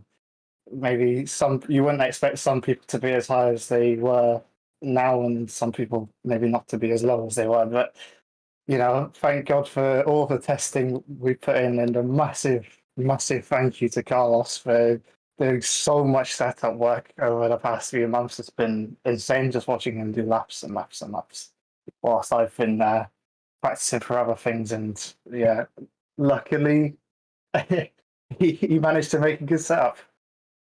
He absolutely did. I mean, first and fourth place on your team's debut. Obviously, it's going to get harder as the season goes along because of the development and things like that. But we've seen from THR in the past that it's something a rookie team can get on top of. But surely, if you're going to win any race, this one's got to be the most special, since you had even cars, you had even machinery, and you still came out on top. So, yeah. How do you feel about that? And is that mainly down to the setup? I wouldn't say it's mainly down to the setup, because obviously you have to be a good driver to do well with it. But I'd say it definitely feels good winning on an even grid with the cars, and well, hopefully with the development we can be on top of it for the whole season and do it as well as we can, and hopefully we can maybe match this or even do better later on in the season. So let's talk teams then. Obviously, you have a very good relationship with your teammate Carlos Martin. Do you have a big upgrade coming for Jeddah, or is that kind of further down the line? We have some upgrades somewhere. I don't know. I can't remember right now, but yeah, we'll see. Fair enough. You can cross that bridge later when you finish popping the champagne. Ed, do you have any questions for our newest Grand Prix winner, Owen McGorgy? Well, first off, congratulations, Owen. Second off, best of luck for Sunday. And I imagine in a certain other series, your new teammate, who is a very, very recent champion, has probably been cheering you on in chat. So that's probably good to see. I've got to ask a question here, don't I? When Grankvist made that late stop, were you at all worried about him? Or did you know, as long as I lap consistently, he won't catch me at the end? Was it just the case of getting it home at that point? I was a little bit worried when I saw him gaining, but then gaining a bit more. And then it kind of leveled out a bit as I started to push a bit more. I knew I had the tyres. The tyres would last easily, and I could push as much as I wanted without spinning up the rears. And then nearer to the end, I started dropping off, and he started gaining a little bit. But I thought, well, surely it's not possible to gain that amount of time with this many laps. And well, yeah, I was right lucky.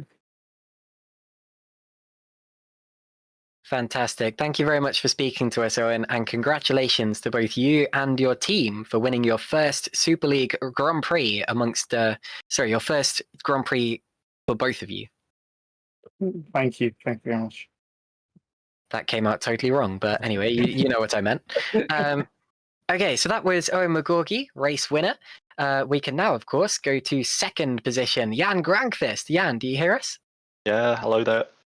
Very good. So, Jan, you've started this season pretty much as you finished last season with another Grand Prix podium. You're well and truly in contention for this championship. How does that feel? Yeah, I mean, it's a positive start to this season. I haven't really been too strong in any of my season openers in GPV yet, so this is, I believe, my best finish in in a season opener, and generally the trajectory for me seemed to be only upwards from the season start. So I'm hoping I can keep that going. But yeah, decently happy, and happy for Owen as well with his win. But obviously, I'm still a bit bitter since there have been so many chances, but not quite yet. Well, you were catching him towards the end. We certainly gave it thought. What was your strategy coming into today, and did it play out how you wanted, or was there more to get from it? Well, the strategy went just how I'd planned it from the beginning. So, I mean, just about.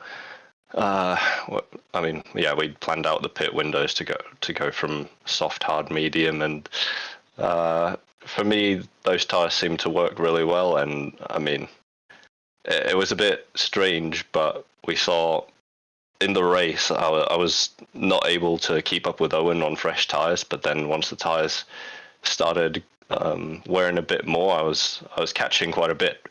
So the medium stint at the end just happened to work out really well. And I don't know if I could have given it a little bit more by doing a soft medium, but I mean, what ifs? Indeed. Well, it worked out pretty well for you because second place is nothing to be sniffed at. You were ahead of Tom Stevens, who of course you were catching for the whole of last year. And of course, with development coming into play as the season goes on, I'm sure you guys, your team as a whole, have a plan to progress and to get more and more competitive. Do you know if you have a big upgrade coming for Jeddah, or is that something further down the line?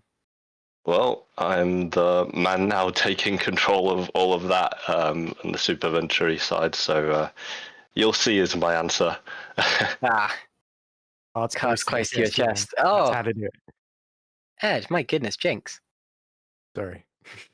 Do you have anything to add for Jan Grankvist here?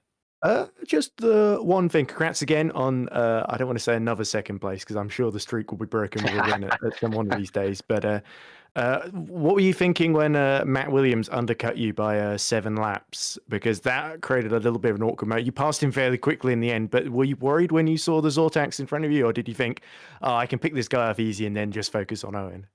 Well, I actually knew already, considering my medium stint in the final 20 laps. I knew exactly what was going on, so I wasn't really worried about Matt Williams. I'd say I was more worried about Tom. I saw his pace was really good, but it looked like I still had the edge with the mediums by the end. Very good. Qualifying helping you out there. Yeah, qualifying was decent actually. I was quite happy with that. Owen was just a bit too far out of reach, but yeah, otherwise it was quite close, and I was happy to get P2. Very good. Thank you very much for speaking to us, Jan, and congratulations on your podium. Thank you very much. Best of luck for Sunday. Thanks. Okay. So, who should we bring in next? Because we've got a few people waiting. Ed, you can bring in Carlos if you like. Okay. Oh, already done for me.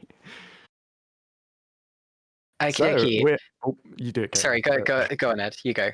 Okay, so we're now joined by 4th place finisher in this race for TOP Esports. Is of course Spain's very own Carlos Martin with his best ever Super League finish, one better than he did in Singapore last year. Carlos, how are you? You must be delighted with that. Well, it was a great result, although there was a bit of big mistake at the beginning of the race with my steering wheel settings. They were wrong. I noticed by lap 17, so I could switch it, but that match was done. My first stint was atrocious, and at least it helped to create a gap for Owen to actually just fight Jan, although he didn't need it. But yeah, P1, P4 is more than I could imagine, and yeah, it feels good, but it feels bad at the same time because it's a missed opportunity at the same time.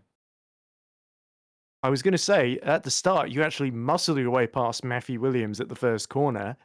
in a very, very tense little moment, but you were having a very, very good race from then on. And then Tom Stevens went right around the outside of you, and you had to sort of get out of it. You almost had to avoid him, if anything, into 11 and 12, didn't you? So really, it was that late stop for Matt Williams that put you back into the mix in P4, and then you were finished about 1.5 seconds behind Tom at the very, very end. So everyone was praising Tom's pace, but you were not far behind at all. You even set fastest lap at one point. I was very impressed by that.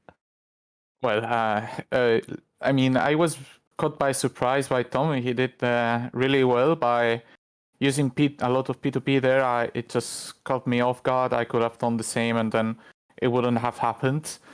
Although, the pass was really nice from him, and there is a lot of respect between Tom and I. He's great, and but I had confidence in myself to just copy and go for the last stint and try to take down the gap, and I actually had the arrest the last 2 laps, although the last 3 corners, my brakes were fading, almost brake failure. So, I was, lucky in some ways, and then I did my own mistakes, but generally very happy, very, very, very happy. Oh, we know from that now exactly what TOP are going to spend their development money on, a better braking system. It's a bit more durable. Yeah, well, I mean, Owen didn't want to say, but we are not bringing much to Jeddah. I mean, it's a new team, and we will struggle more and more. And at Jeddah we will be at the back foot for sure. Although we hope we can keep this setup advantage. I think it's pretty clear we have a setup advantage. But there is 15 more races to go, and maybe we can compensate these development issues that we will face, and maybe even wrong decisions in development with setup work and sweat practicing. Oh, that's very true, Carlos, because from what Owen was telling us, you do have a setup advantage, and its name is Carlos Martin. Because apparently you were absolutely pumping in the laps going into this one. So to get a 1-4 team finish, that must be satisfying after all the hard work you put in.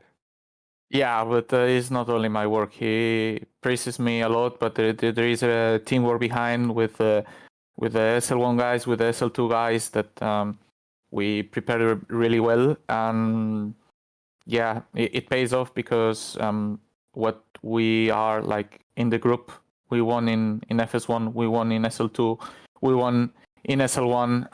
This triple victory, I think it's a statement, and we're here to make the best that we can. We certainly made a big, big statement on track today. So that was all the questions I had. Caitlin, do you have anything to add to Carlos? So Carlos, we were just speaking to race winner Omagorgi, and he was telling me that you were putting in loads of laps to get the setup right. Do you have any idea how many laps you've actually done in preparation for this? I don't know. I didn't. I mean, I did put quite an effort because, like, he has FSR and in GPP, and it was clear the route. I do most of the work, and you have 2 championships to do, and we are pretty. I mean, we know our roles within the team, and it's hard to say. I rather than laps, I spend more time analyzing in Motec and trying to take my own conclusions of the car and doing my own calcs. So for this time it paid off. But for example, last year in FS1, we struggled a lot in the first 7 rounds. So sometimes even if you put the effort, it's a bit hit or miss. And this time we not only hit, it was 180. Fantastic. Well, thank you very much for talking to us, Carlos, and congratulations on your team being top of the Teams Championship. Yeah, that's top esports, man. Very good. Okay, so that was Carlos Martin there, part of the TOP esports team and our 4th place finisher. Unfortunately, we can't speak to third place finisher Tom Stevens because he's not in the interview room, but we can speak to his team boss, Chris Butcher. Chris, are you there? Hello. Good stuff. So, Chris, a very good race from Tom. Of course, qualifying didn't quite go his way, but he made up for that, right?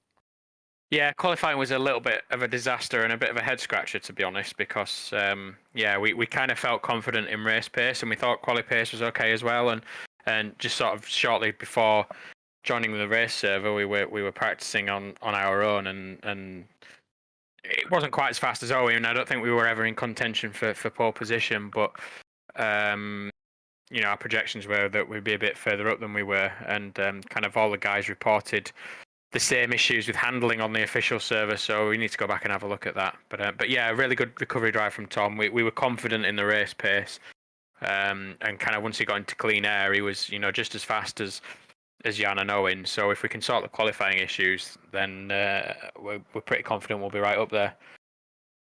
Is that similar to what happened with Adam as well? It was the same across everybody, to be honest with you. I mean, Adam, I think, has been quite busy with sort of real world commitments too, so his preparation's not been ideal. But yeah, it was just the same for everybody. But it kind of affected David and Adam to a bigger degree. So they were kind of right in the back and in the middle of all the nonsense, really. So it was quite a tough race for them. Fair enough. Well, that's a shame, but there's still plenty of time to go in this series. Of course, in the first series that THR were in, we were wondering how it was going to go in terms of development, since you were quite a new team. You've had a year under you now. It's gone very, very well. Coming into this season, do you have a set kind of strategy of where you want to go with the development, and when should we start to see the effects from that?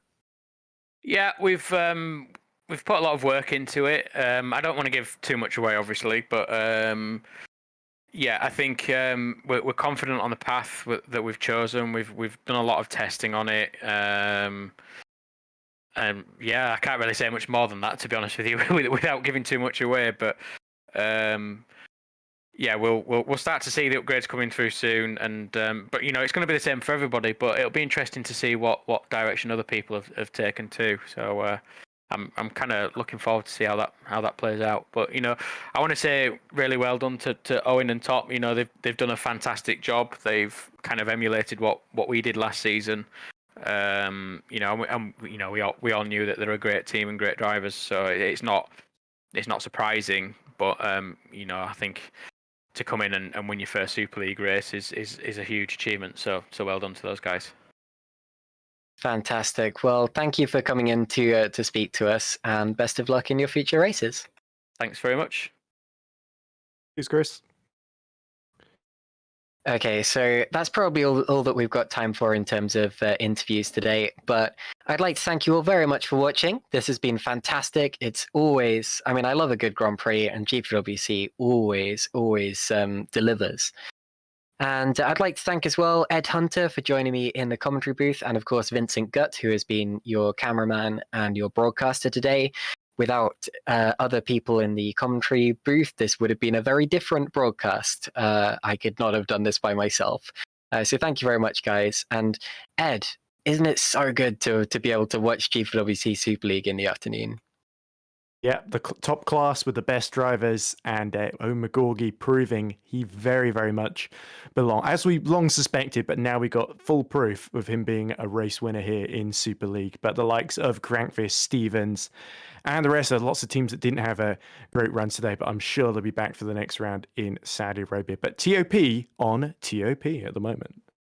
Fantastic. Thank you very much for being here, guys. Make sure you join us in 2 weeks' time, and keep your eyes open for the junior categories that will be coming up on this same YouTube channel beforehand. See you then.